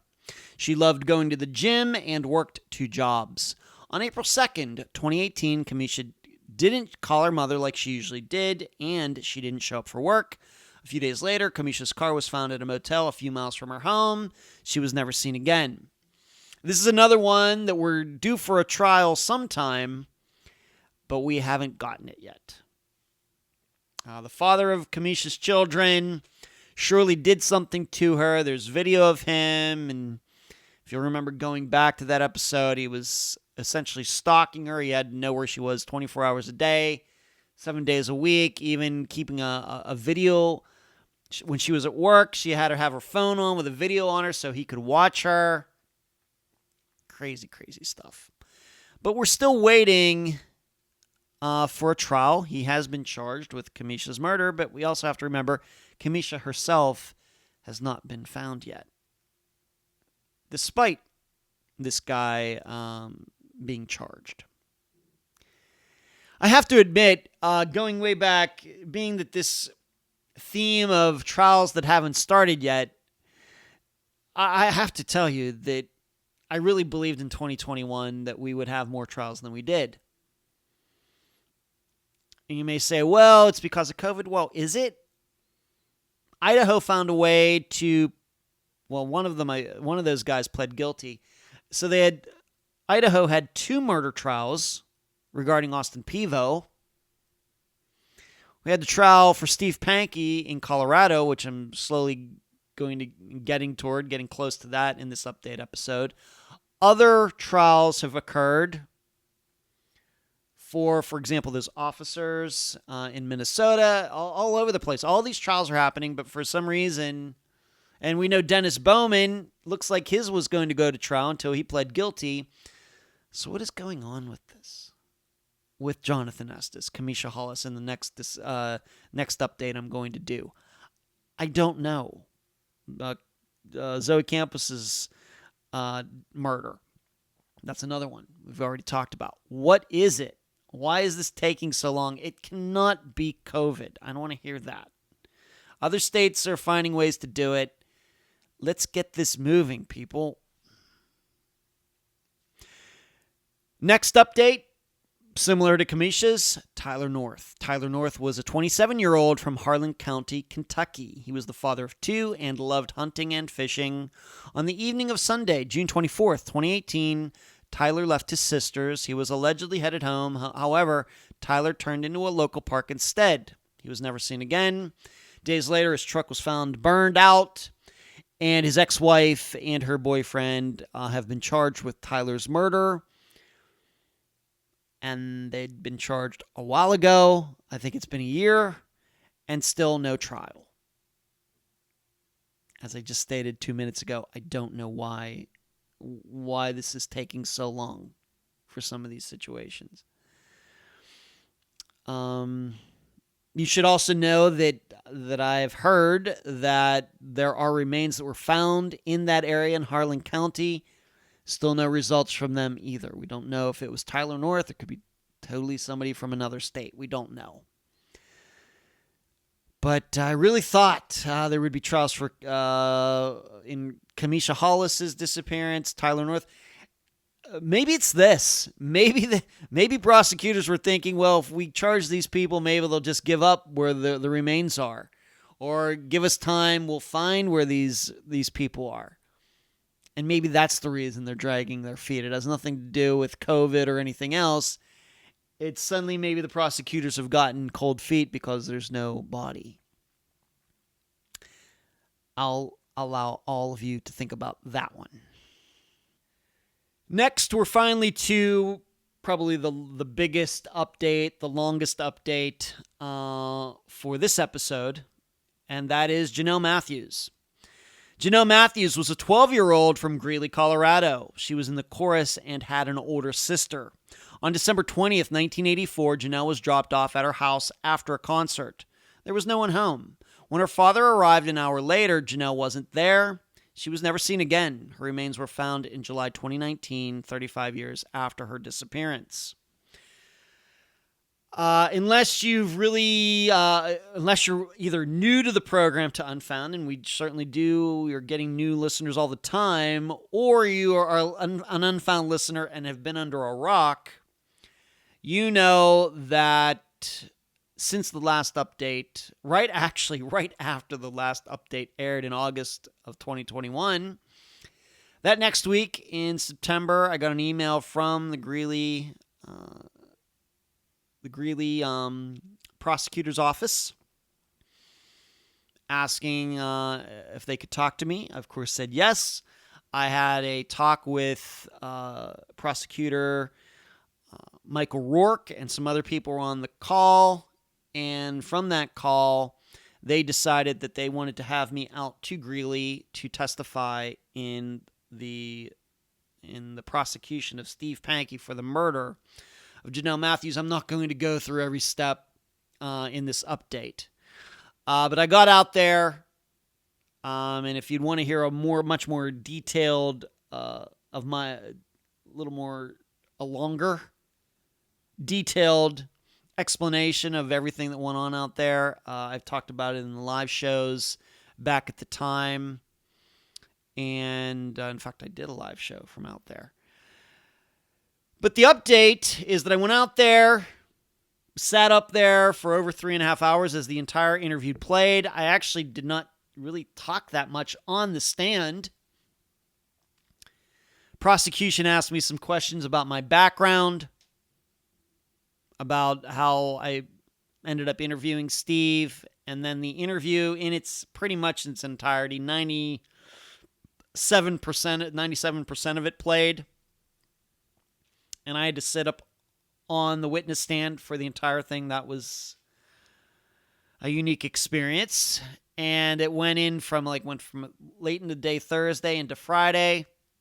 The rest of the interview played. After that, the prosecution asked me a couple more questions. The defense asked me a couple questions that were really no big deal. In Colorado, the jury is allowed to ask questions, and there was a question from the jury, and I was done. And I have to tell you, that morning, on that Friday, I got up to go over there. The hotel was just across this park from the courthouse. Went in there. Must have started about 20 till 9 a.m.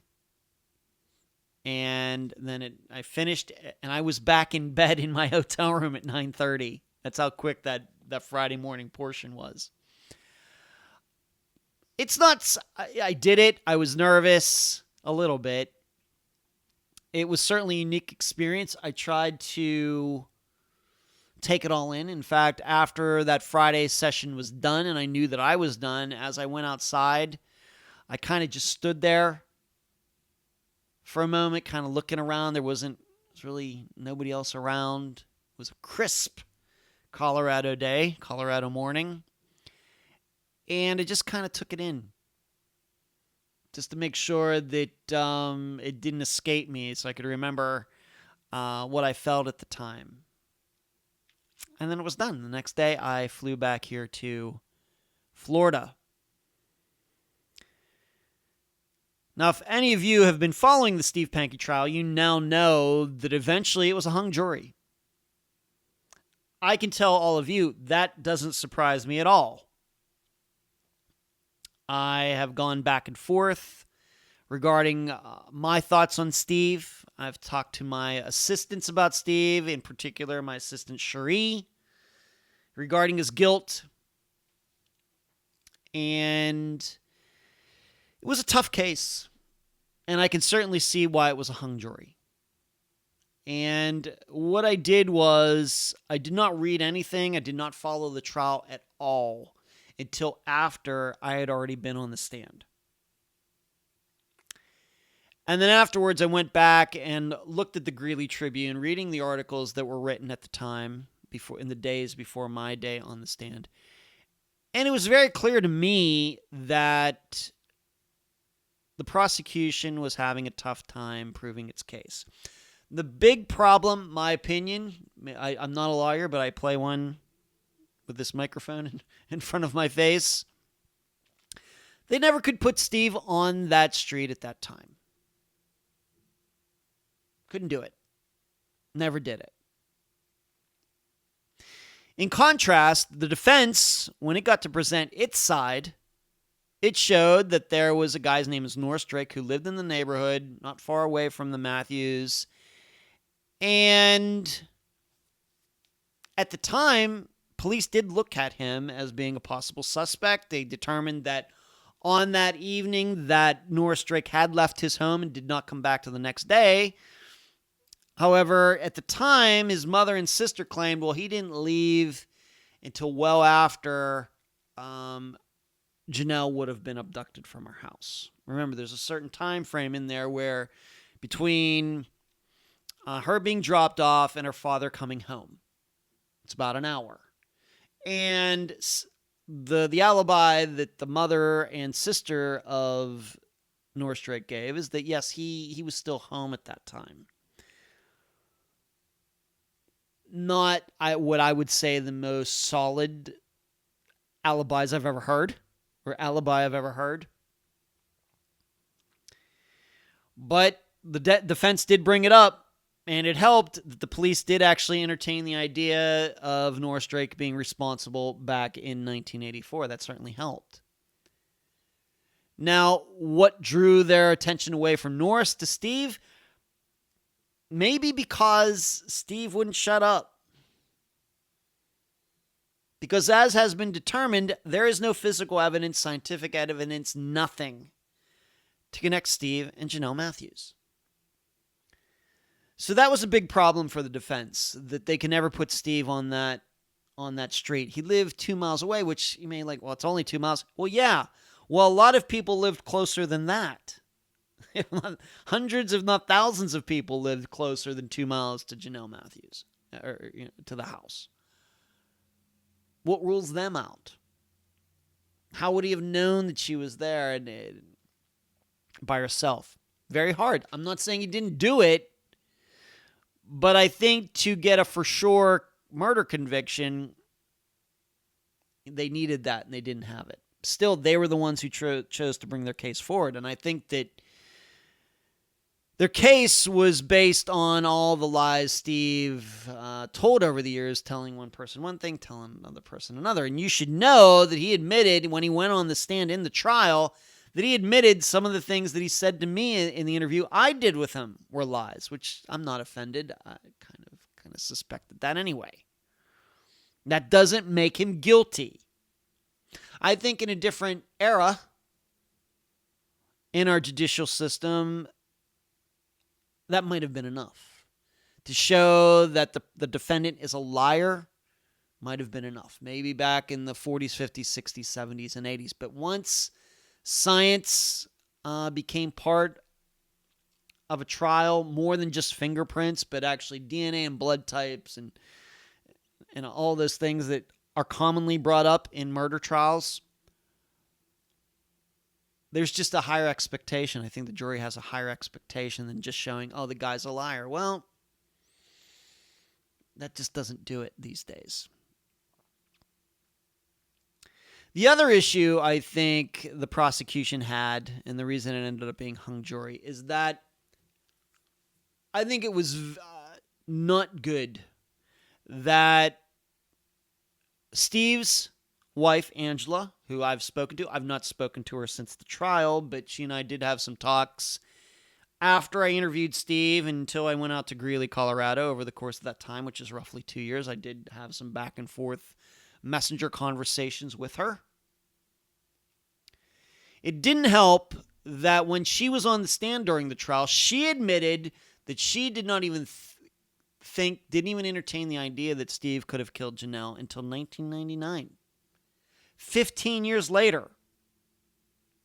Even though she admitted that he seemed to be obsessed with Janelle's disappearance, that a car caught on fire in their backyard, that he was burying something in the backyard, that he was telling lies about their trip. He was saying that it had already been planned, always been planned. She said it was a spur of the moment.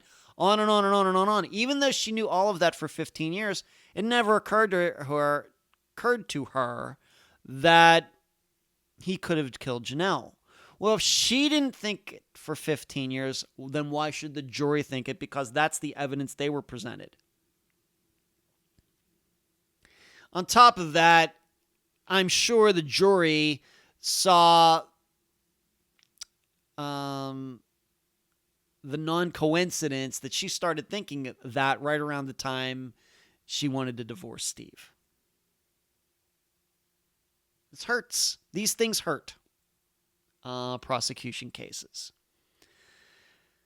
So I'm not surprised at all. Now, what's interesting to me is that just on Thanksgiving week, I interviewed John Lorden, and he interviewed me. I interviewed him more about, we talked about Steve Pankey, but we just talked about the true crime community, where we are in 2021 in general.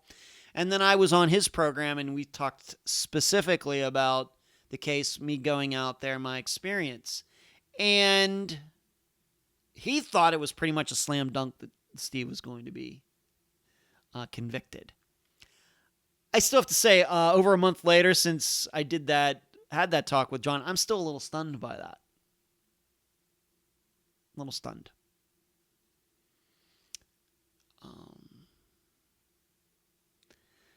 So I think the prosecution is going to try again. Steve is going to have a different lawyer this time. I don't know if that will mean anything, but the earliest I've heard that they could even start the process again is May of 2022, because the new lawyer or lawyers need to go through everything that was presented at the first trial, and they would not be prepared until May. Do I think that I will be called again or asked again to go back out to Greeley? I doubt it. Of course, I was surprised. I mean, I have to be honest. I was surprised that I even got asked in the first place. I have to tell you, when I did that interview with Steve in 2019, there was no way I could have anticipated 2 years later I'd be on the stand in Greeley, Colorado. No way. But it happened. So I could be wrong about this too. The reason I say that I doubt it is because I now see why they wanted the interview, because they wanted to show that Steve was a liar. And my interview with him did a very good job of doing that. The problem is it didn't work. So I think if they're going to use a different strategy, or is it tactics strategy, the second time around, it may be that they don't need the interview for whatever they're going to do. And thus, if they're not going to need the interview, then there's no reason for me to be there. We still don't know what the split was between for the jury. We don't know if it was 50-50, 75-25. Was there one holdout? We still don't know. I still don't know. My understanding is that the defense and the prosecution, of course, the judge know. They know. But I don't think the public knows. Is that common? Hard for me to say. It does seem to me that when there are hung juries, that eventually the public does find out. But we have not found out this time. And I'm sure that will greatly affect if the prosecution wants to bring charges again. Once the defense looks over the material, and I'm not sure anything is set in stone at this time at all regarding whether there's going to be a second trial or not. All I know is that Steve, since it's a hung jury, he's still back in jail, and he was found guilty of lying over the course of investigation, but I don't think anybody gives a dang about that. So it may very well be that he gets these new lawyers, they look over the material, and then the prosecution says, you know what, we're not ready to proceed, and that would mean that Steve would be out of jail. He'd be let out until the prosecution decides what it wants to do.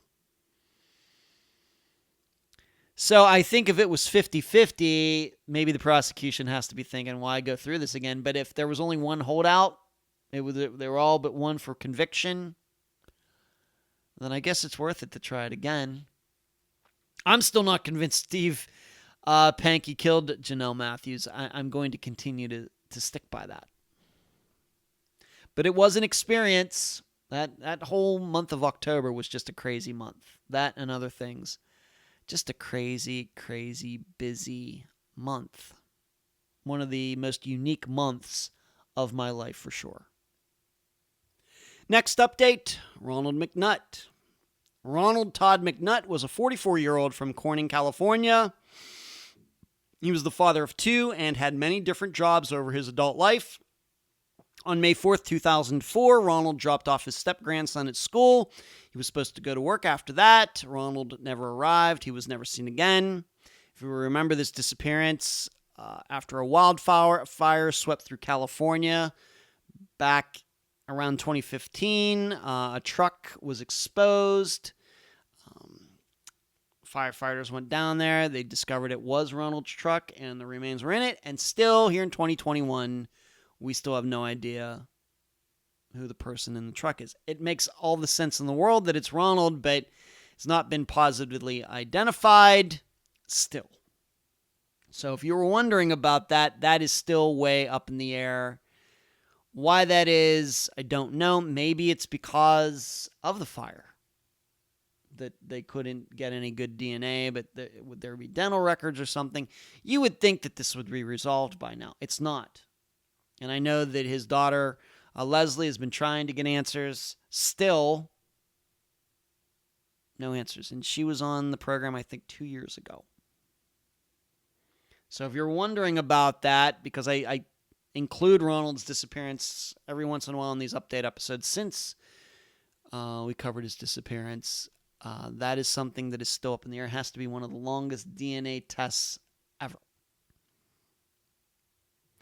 Next, Vanessa Sue Oren. Vanessa Sue Oren was a 56-year-old from LaBarge, Wyoming. She was a mother and had lived in several states. Sometime during March 2016, people who usually saw her around LaBarge stopped encountering her. Her boyfriend told people Vanessa got into a truck with some men and left. She was never seen again. Remember, last update in August, the warrants had been served on this guy's property, this boyfriend's property, and during the course, while they were on the property, he went somewhere and committed suicide. That was the update in August. I've heard nothing since then. This is what I explained, I think, earlier in this update episode. Sometimes how something can be so cold, a disappearance can be so cold for so long, then all of a sudden something's going on. You think that it's going to get solved, and then it goes cold again as quickly as anything. And this could be one of those situations where nothing is going on. We have to remember this disappearance was from 2016, and really since then not much had gone on. And then all of a sudden in the summer of 2021, his warrants are served. They're going to this guy's house. He's being asked to leave for the time being, and while they're searching, he commits suicide. I think he shot himself. And so if he knew anything about Vanessa's disappearance, we're never going to know that now. But nothing since then. So if you were wondering, you might remember back to the former update episode and think, man, it sounded like something was going to happen there. Nothing has happened. No remains were found. So wherever Vanessa is, if her boyfriend did do something to her, it doesn't seem that she is on that property, which we have to admit is a little shocking, given how much we know about remains being found on the property of murderers. Next update, Unique Harris. Unique Raquel Leona Harris was a 24-year-old from Washington, D.C. She was the mother of two and was getting ready to go to massage therapy school. On the night of October 9th, 2010, Unique put her children and cousin to bed. When the kids woke up the next morning, Unique was gone. She was never seen again. This is another one where we're waiting a trial, but I'll be a little lenient here because a lot of the stuff was just recent developments from this year. Unique's mother was on the program in November of 2020. And then just around this time last year, it seemed to me to be in December of last year, a guy was charged with Unique's murder. To my knowledge, her remains have not been found, but he has been charged with his murder. And I think the update here would be that the trial's not gone forward. But we now know from a couple articles that Unique and this guy did know each other somehow. This is not some random encounter that she was at home and he just happened to stumble up to her door and something happened. This was a situation where they had some sort of, I'm not saying they had a relationship, I don't know, but the two, this guy and Unique, knew each other somehow. And that's the update. Next update, Jody Huisentruit. Jody Sue Huisentruit was a 27-year-old from Mason City, Iowa.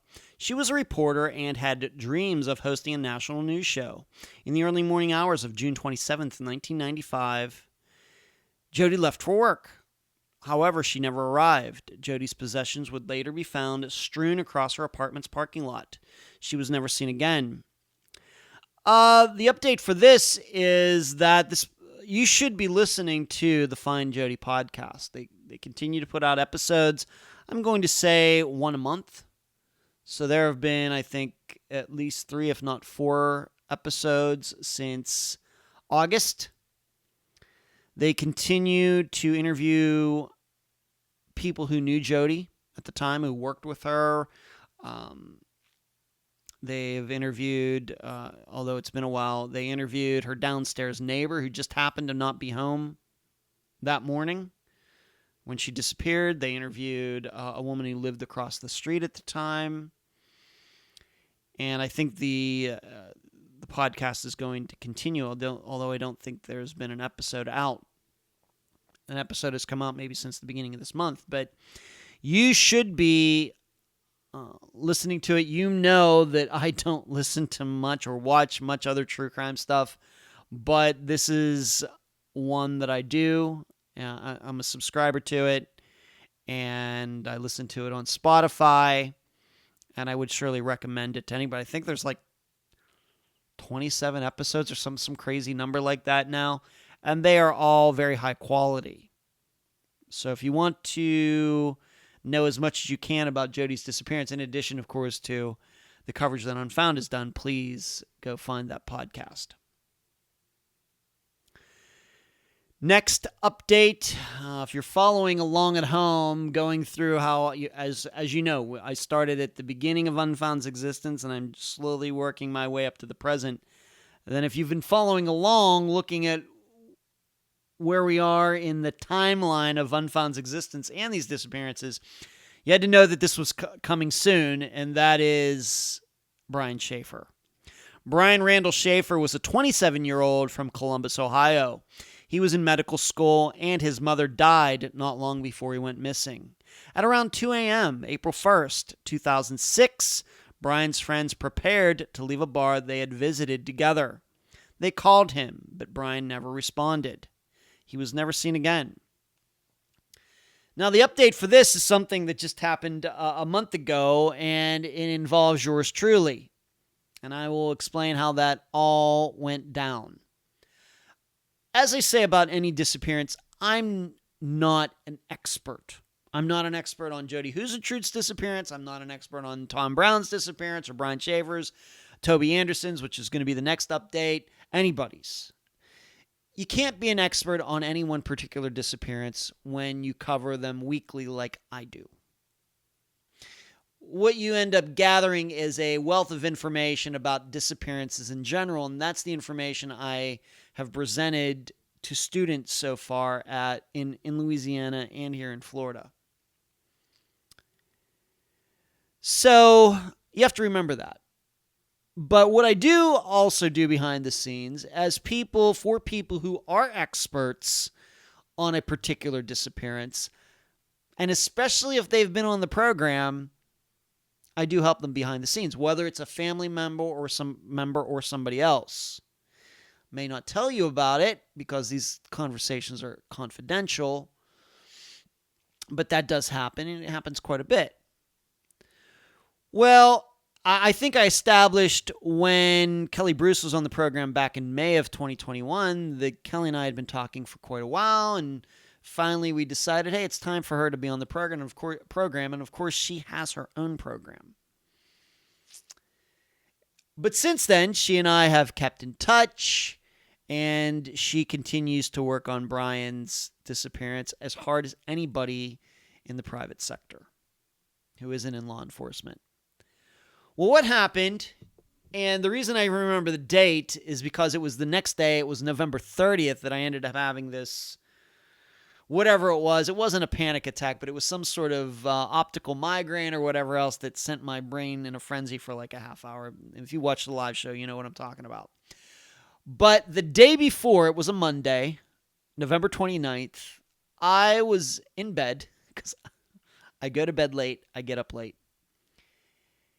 And I get a message from Kelly, and this video thing kind of comes out of nowhere. And I'm hoping you've watched the video. If you haven't, go to the Unfound podcast channel on YouTube to watch it. It's a presentation that I did pretty much off the top of my head. And what it had to do with was the video of Brian standing outside the Ugly Tuna where he's standing with those two young women. And it had to also do with the coverage that was done on the TV show finally came out. The TV program that covered Brian's case finally came out. That's something that Kelly and I had talked about back in May when she was on the program. She had already done the interview with them. That's how long it takes to bring something to the TV so everybody can watch it. Well, in that program, in that show, they showed that video, but it was not what I would call the cropped version that everybody has seen over the years.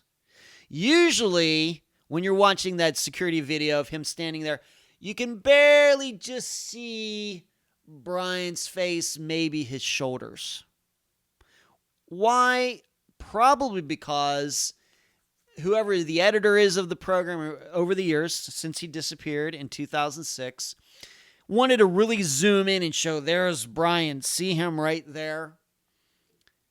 Well, that's not the whole video. What we learned from that TV show is that the video actually shows more than what we've seen over the years.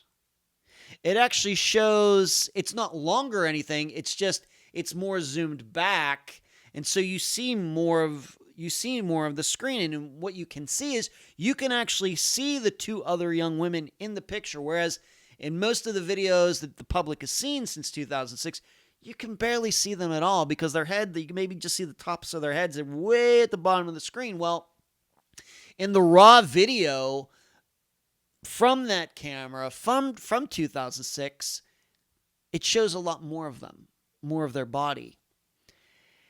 And what had happened was that somebody that Kelly has been working with on Brian's case watched the show, watched it a lot, I guess a lot more closely than the rest of us did, and noticed Brian had some weird movements while standing around the two women. It just looked kind of odd.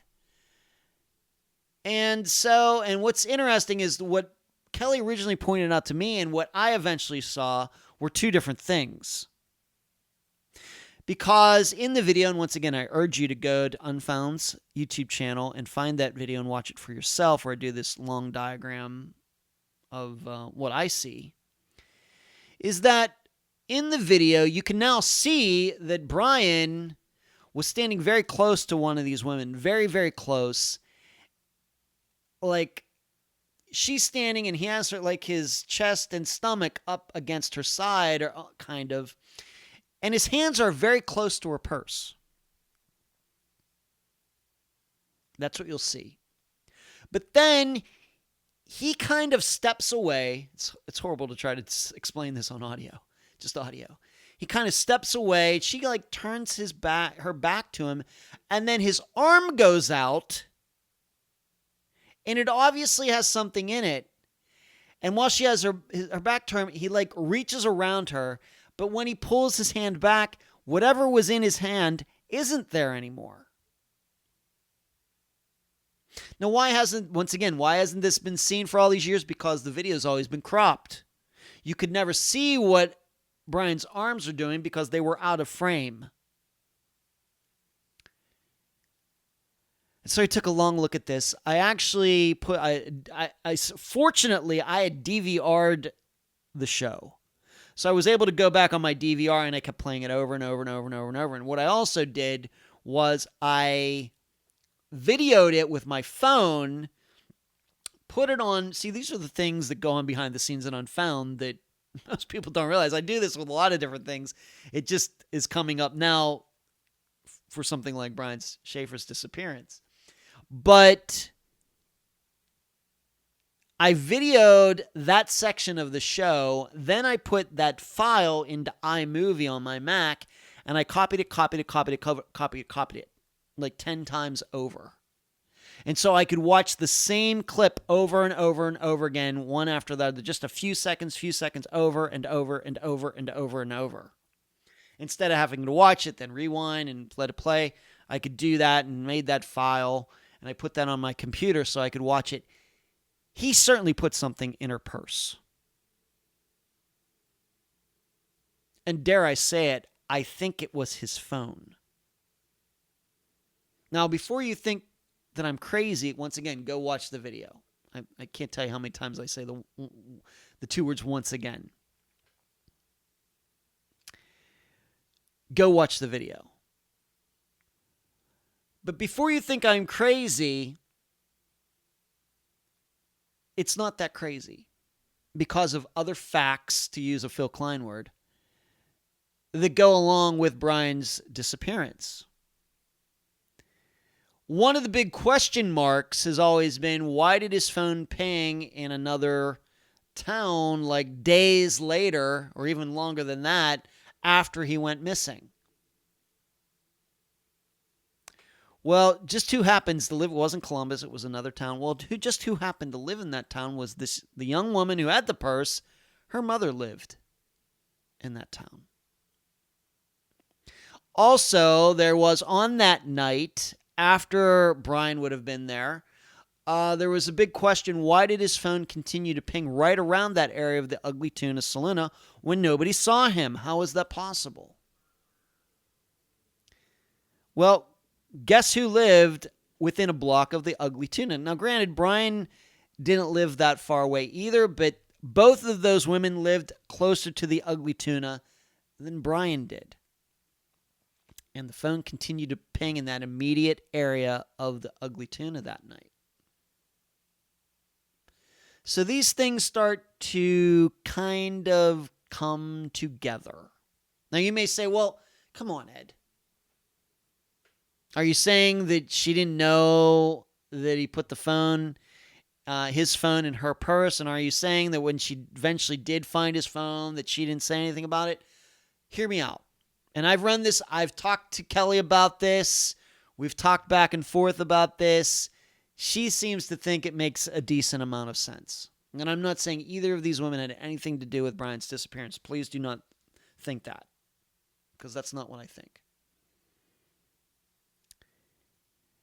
It could be this.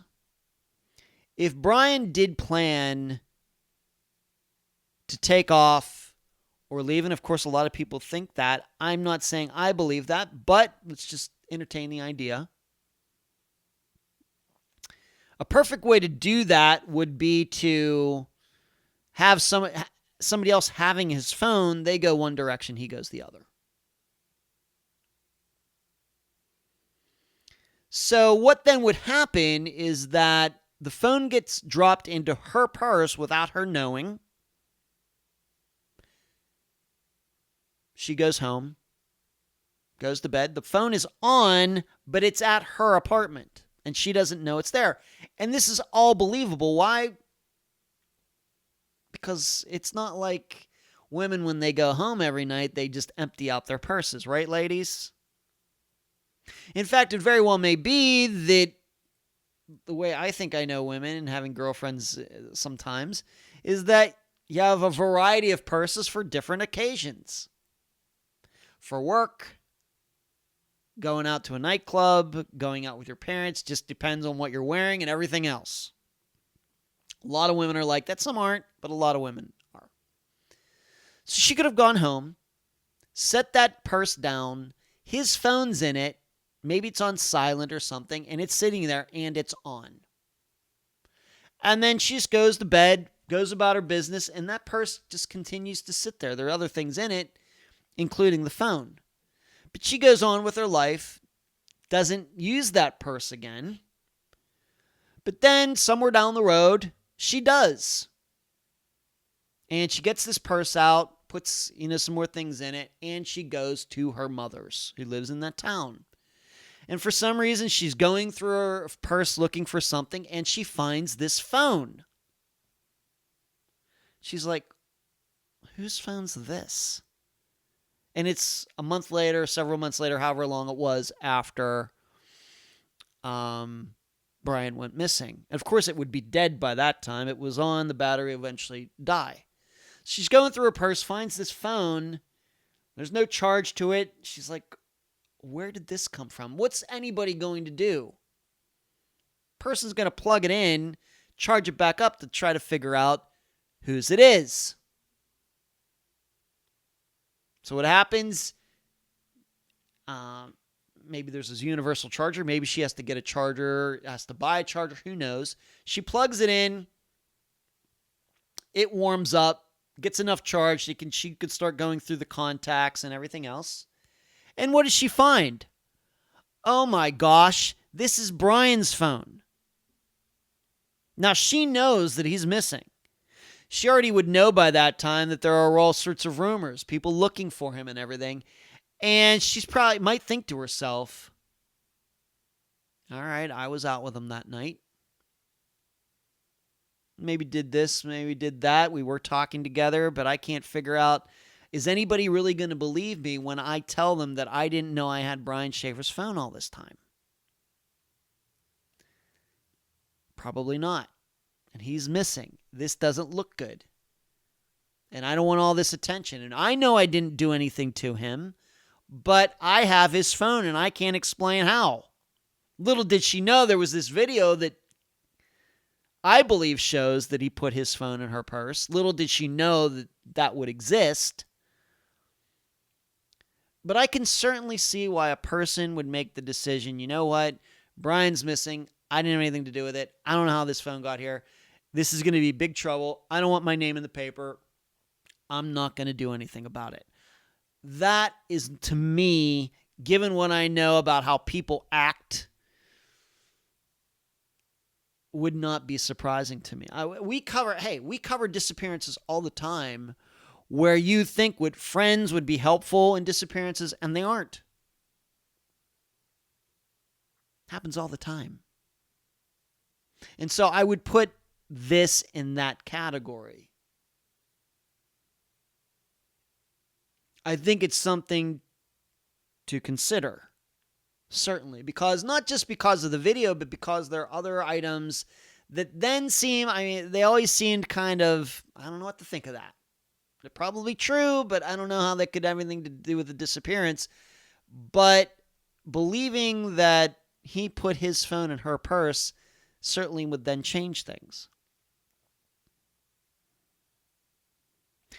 The other issue, though, is if he put his phone in her purse, that doesn't necessarily mean that he was walking away from his life. You have to remember, guys do a lot of strange things to meet women, to try to run into them somewhere, somehow, do something, And of course, the example I always think of is Fast Times at Ridgemont High. If you're old enough, you remember that movie. But the kind of geeky guy, he's talking to that Damone guy, the ticket scalper guy from Fast Times at Ridgemont High. And Damone's saying to him, this is just going to be like last year. You had the hots for that woman at the photomat. You went over there, you bought $40 of film. You don't even own a camera. Ladies, this is what men do. If you want to know what men do to meet women, stupid things, it's stuff like that. And so I can see a situation where he put the phone in her purse and then plan maybe at some point to think, you know what, find a way to contact her some other way. Say, you know what, I can't find my phone. Could it have fallen into your purse? I was really drunk that night. Is it possible that it could have fallen into your purse that night? Did I drop it? I just can't remember. That night's so foggy. She goes to her purse. She finds the phone. And then he gets to see her again. Guys do stuff like this. Ladies, they do. We do. I've never done anything specifically like that, but you know what I mean. I can see that. And it should be known that I think that this young woman did kind of have a thing for Brian. So that would help. So it just kind of came out of nowhere. Kelly wanted me to look at this video.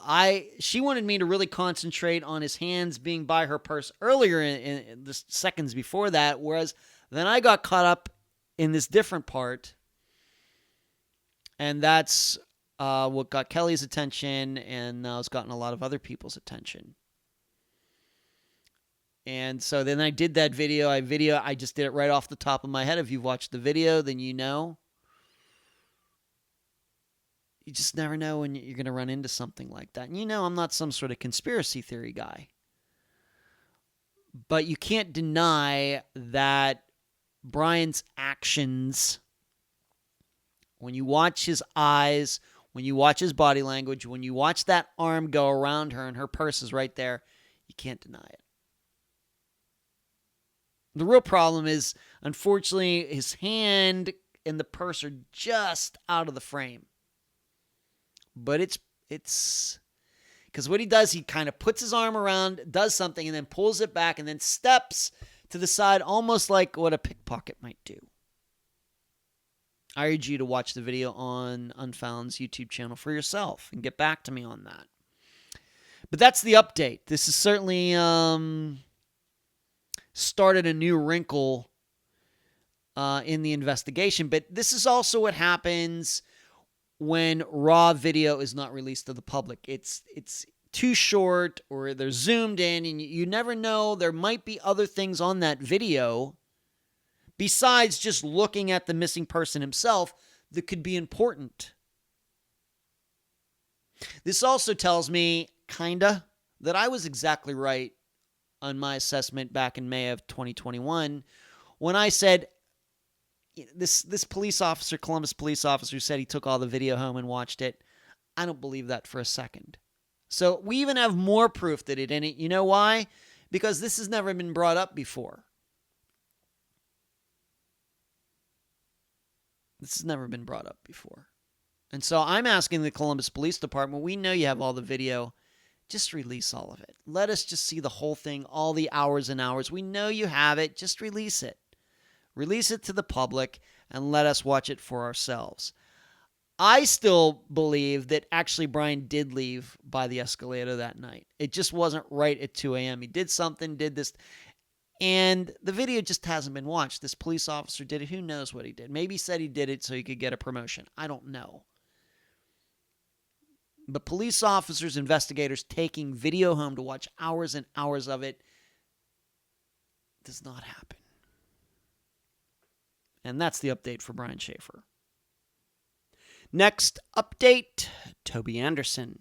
Toby Eugene Anderson was a 16-year-old from Northern California. He was a prankster who had spent time in juvenile hall. During the year of 1986, Toby spent time in Selma, Oregon with his uncle and family. Everything seemed fine. Then in the fall, Toby allegedly ran away. He was never seen again. DNA tests are still being done for the remains that were found in Oregon. They've not been identified yet. Not sure if they're going to be Toby Anderson or not. Of course, we know there are a lot of people missing from up in that area where Toby went missing, so there are a lot of different choices. But what has also transpired, and I've kind of alluded to this before, I'm going to do it again, is that there is a decent possibility, if we're to believe that Toby's uncle caused his disappearance, And not to remind you, this uncle eventually was charged with sex crimes and he's in jail. Of course, he denies he did any of it. We know how that goes. But there continues to be the belief, and maybe even more so than ever, that this uncle actually was responsible for the disappearance of someone else. And if I were to say the name, I'm sure some of you have heard about this disappearance before. Don't think I can yet name the missing person. I'll just say it's a missing child and it's a girl. And it's not in Oregon or California. But there are, once again, just reasons to believe that maybe the timeline works out and the vehicle that the uncle had at the time, that this is now a concern and it's a disappearance that is still unsolved. Maybe in 2022, we can cover that disappearance as well, and then we can all link it together. Unfortunately, this missing girl's family just isn't very talkative these days. They used to be, but not now. So, but we'll give it a shot. But I just want you to know that very well may be there's a continuing belief, and even more than ever, this uncle could be a serial killer, and very well may. Of course, we're going to think about 2, then we have to start thinking about 3, 4, or 5. He might be responsible for. So that's the update for Toby Anderson. The next update, Chance Engelbert. Chance Leslie Engelbert was a 25-year-old from Moorcroft, Wyoming. He was a married father and was in the process of changing careers. On July 6th, 2019, while in Gering, Nebraska, Chance walked off after getting into a disagreement with his wife's family. An hour later, Chance was caught on video walking by himself. He was never seen again. The update is back in November. Some remains were found to the east of Gering, Nebraska, in the area of a town called Melbata, Nebraska. I hope I pronounced that right. Melbata. I think these remains were found by accident, and my understanding is that they were near the North Platte River, which was talked about at the time in the interview that I did with Chance's mother. And in fact, I did a map analysis of the area, looking at where Chance was seen on video twice and the direction in which he was going. And I think if you could read between the lines, it made a lot of sense to me. It did seem to me that he was headed, although he was headed in a west direction, that if he was following some type of Google Maps or Waze or something like that, that it would have taken him to a spot that looks like it has a bridge over the North Platte River, but there is no bridge there. Why that is, I don't know. But it would then, I guess, maybe make sense. I think the North Platte River does flow west to east. So conceivably, if Chance did go into the river at Gering, then it was going in an east direction toward Melbata, and then I guess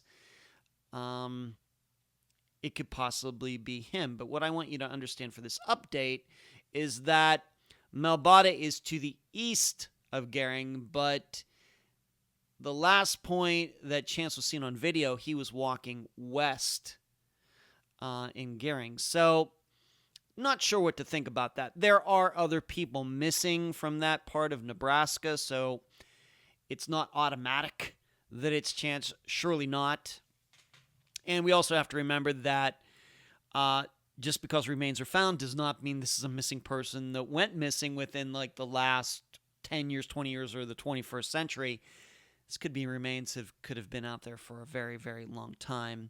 But as of the recording of this episode, of the publishing of this episode, and it's been almost 2 months since these remains were found, there's still no word as to who the remains are. And I guess there's DNA testing. The remains, I guess, were in such bad condition that they had to do DNA testing to see if they can compare it to Chance. And I guess any other family who has a missing person in that area. But I would say in general, this could fit my theory of what happened to Chance, that just wasn't in his right mind, was really ticked off at his wife's family. He stormed off really with the intent of walking back to Wyoming. Remember, he tried to get a ride from a friend of his, and when he couldn't get a ride, he might have just decided, I'm going to start walking and I'll hitchhike or something. And he's following Google Maps, and in that video, you can see him looking down at his phone. Could have just followed it to that river and said, oh my gosh, this app sent me in the wrong direction, and I don't want to have to backtrack, and there's a storm coming. I'm just going to try to chance it, get across this river, get to the other side, and keep walking, and something went wrong. I could certainly see that. So I'll keep my eyes on it. I've even seen that Adventures with Purpose were planning to maybe dive at a lake near Gering, and because of this finding of these remains, they've put that off until those DNA or those remains are identified. But as of the recording of this episode, still no idea who the remains are. Next update, Brenda Sika. Brenda Sue Sika was a 43-year-old from Huntsville, Alabama. She was a bartender and military vet. In early July 2017, Brenda moved out of an apartment that had been paid for by her married boyfriend. Despite a forthcoming email where Brenda said she was in Wyoming, there's no proof of this. She was never seen again. Now, this is Brenda's is the first disappearance we covered that now falls into the most recent catalog of disappearances that we've covered since September. In fact, this Brenda's disappearance was covered right after the 5th anniversary episode back in September of 2021. The update is that her married boyfriend, Jim, died just, I think, sometime in October. So only maybe 5-6 weeks after this episode came out. I'm thinking that is a coincidence. I'm not saying that the episode came out and it gave him a heart attack or anything.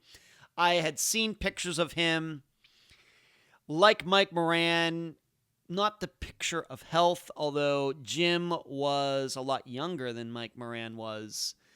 Jim, I think, was still in his 50s, although late 50s. I'm 51, and I think if you would have put myself and Jim together, we would have looked like we were separated by like 30 years and not 8 or whatever it was. But he died. He had something happened. I don't think that he was in the hospital at the time of the publication of the episode, but sometime after that, he went into the hospital, and it was Brenda's sister, the guest for the episode, who was keeping tabs on this, and he died, I think, once again sometime in October. So we now have no chance to ask him any further questions regarding Brenda's disappearance. I think it makes a lot of sense to believe that he could have had something to do with it, whether he went over there and she was dead maybe from an overdose or something and covered it up, or something a little more violent than that by Jim. On the other hand, as I showed in the episode, that Brenda had posted a picture on her Facebook page not long before she went missing of a town in Alabama, and kind of portraying as if she were there. She had gone there on a trip or something, whereas I was able to determine that the picture was old. It was like from 2011 or 2012 or something, because one of the buildings had changed. And so that picture was not from 2017. It was like 5 years before that.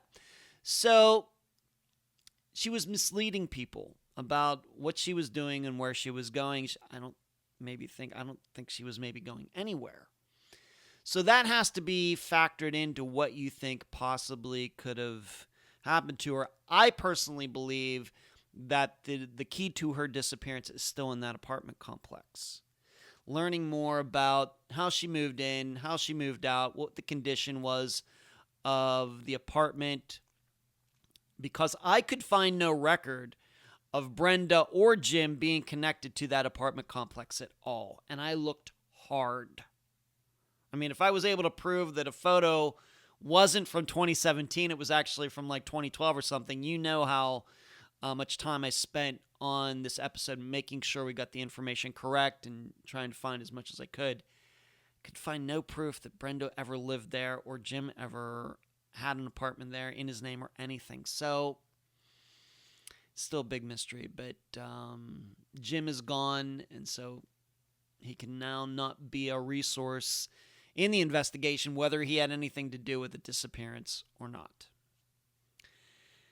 This will be the final update for this episode, and it concerns Ashley Simpson.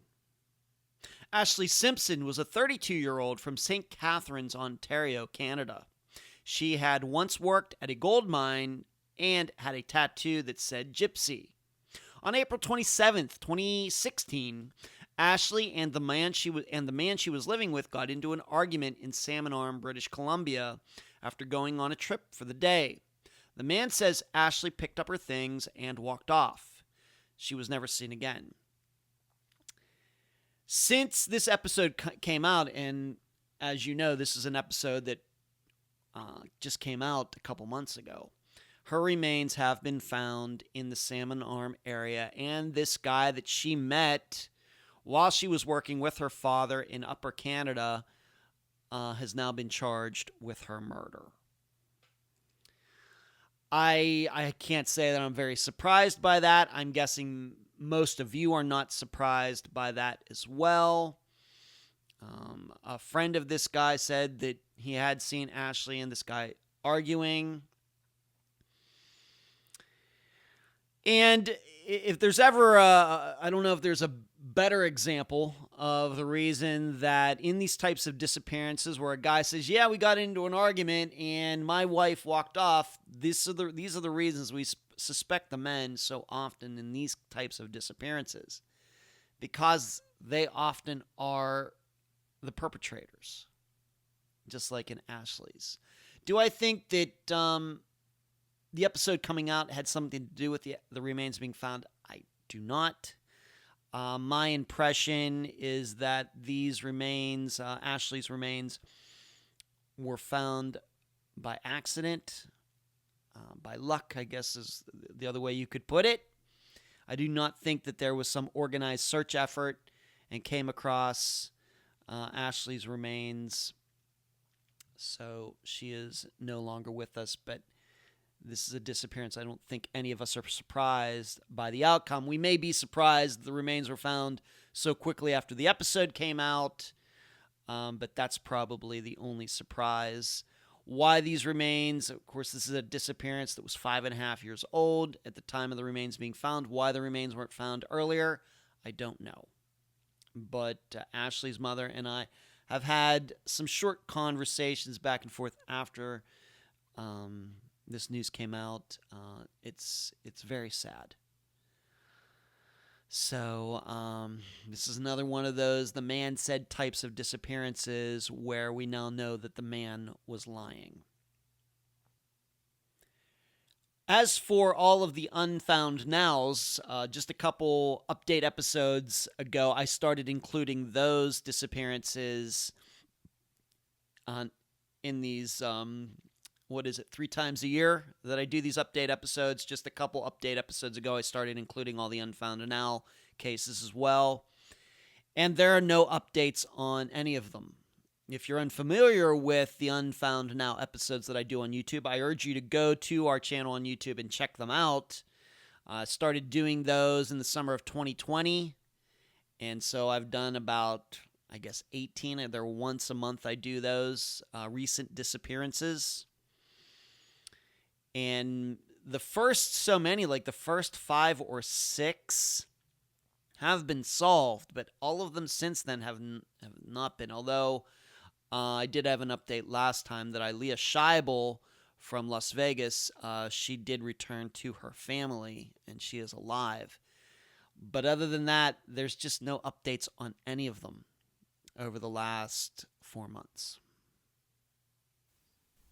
And now, if you could please pause whatever you are doing as a sign of respect for all the missing people featured on Unfound and Unfound Now, as I read off all their names.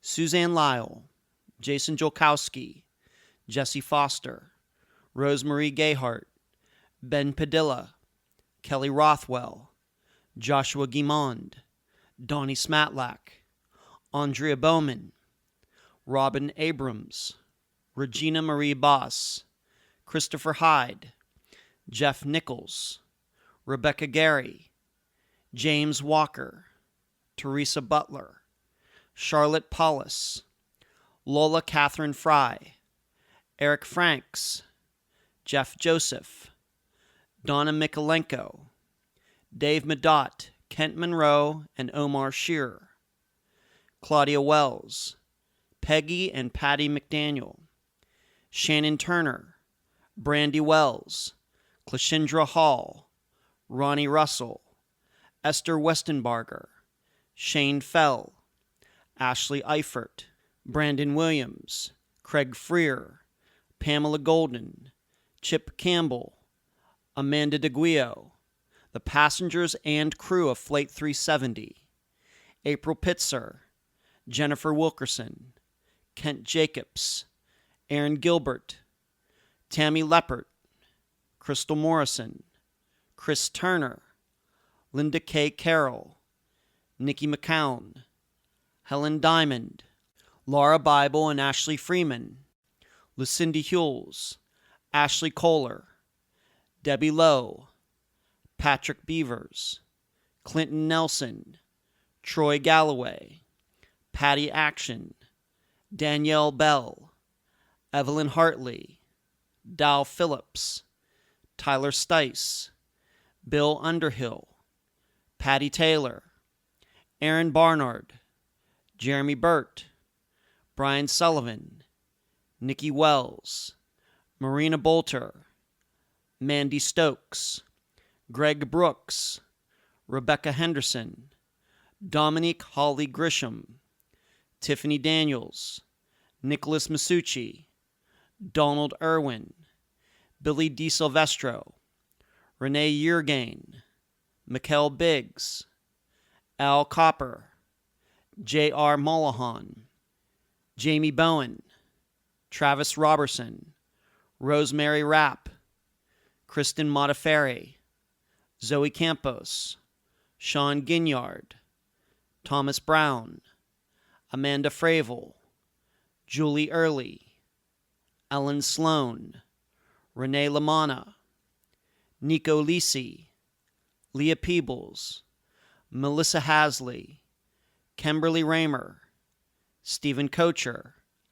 Bonnie Joseph, Immaculate Basil, Bobby Campbell, Kimberly Norwood, Alyssa Turney, Bobby Tennyson, Dale Kerstetter, Lacey Buenfil, Peggy McGuire, Jansen Brewer and Daniel Braden, Robert Cox, Lucas Degerness, Stephen Adams, Ashley Summers, Bonnie and Jeremy Dagus, Judith Empke, Jessica Hamby, Tim Beauchart, Devin Bond, Juanita Nelson, Desiree Ferris, Angie Arnell, Deborah Asbury, Sean Koski, Mary Lands, Devin Brown Busetta, Shanna Boydo, Travis Murrow, Keith Fetter, Layla Faulkner, Megan Lancaster, Kelly Sims, Jack Hemby, Barbara Frame, Dorianne Myers, Austin Pevo, Christine Hamilton, Monica Appleton, Jonathan Estes, Molly Miller and Colt Haynes, Donnie Martin III, Kamisha Hollis, Lisa Wallace, Tammy McKittrick, Julie C., Stephanie Clemens, Andy Chapman, Trevor Nichols, Tiffany Johnson, Tyler North, David Kesey, Lucero Princess Sarabia, Brandy Myers, J.L. Hamblin, Bradley Allen, Timothy Guy, Ronald McNutt, Cameron Remer, Tammy Arthur and Chad Peters,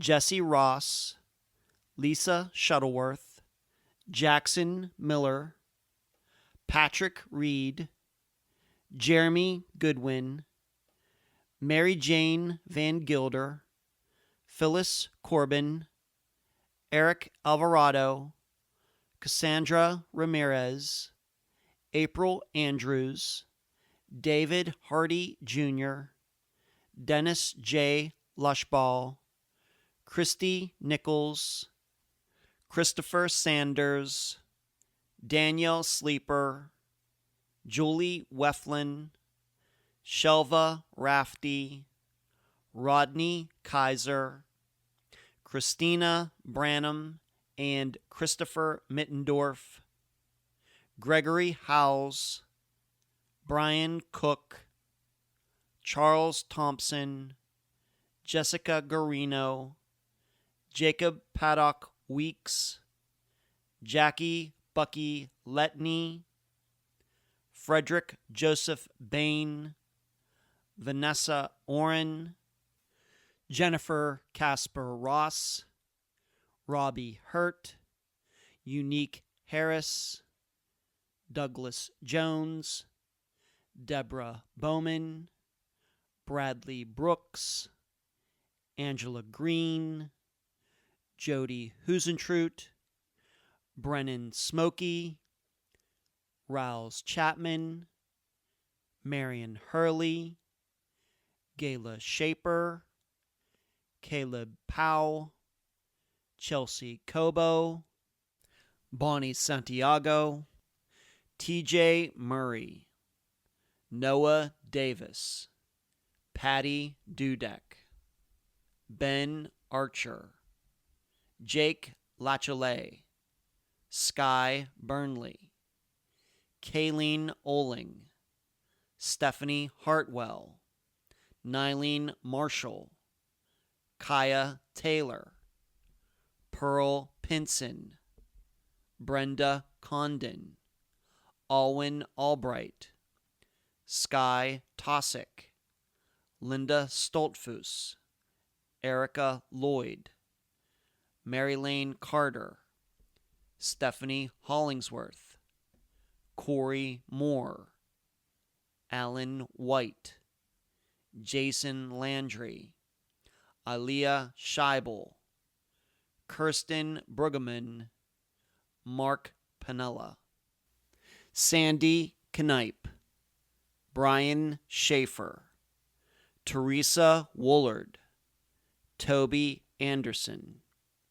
David Schrader, Chance Engelbert, Julianne Gillay, Rachel Sierks, Sean Antill, Randy Duran, Rashawn Francis, Amanda Ward Romine, Crystal Bailey, Cynthia Ba Traore, Luis Devia, Candy Gonzalez, Brenda Sika, Laverta Sorrell, Nicholas Shin, Kevin Newen, Ashley Simpson, Leanne Hosberg, Alicia Markovich, Audrey Heron, Lonine Rogers, Beatrice Viela, Ali Lowitzer,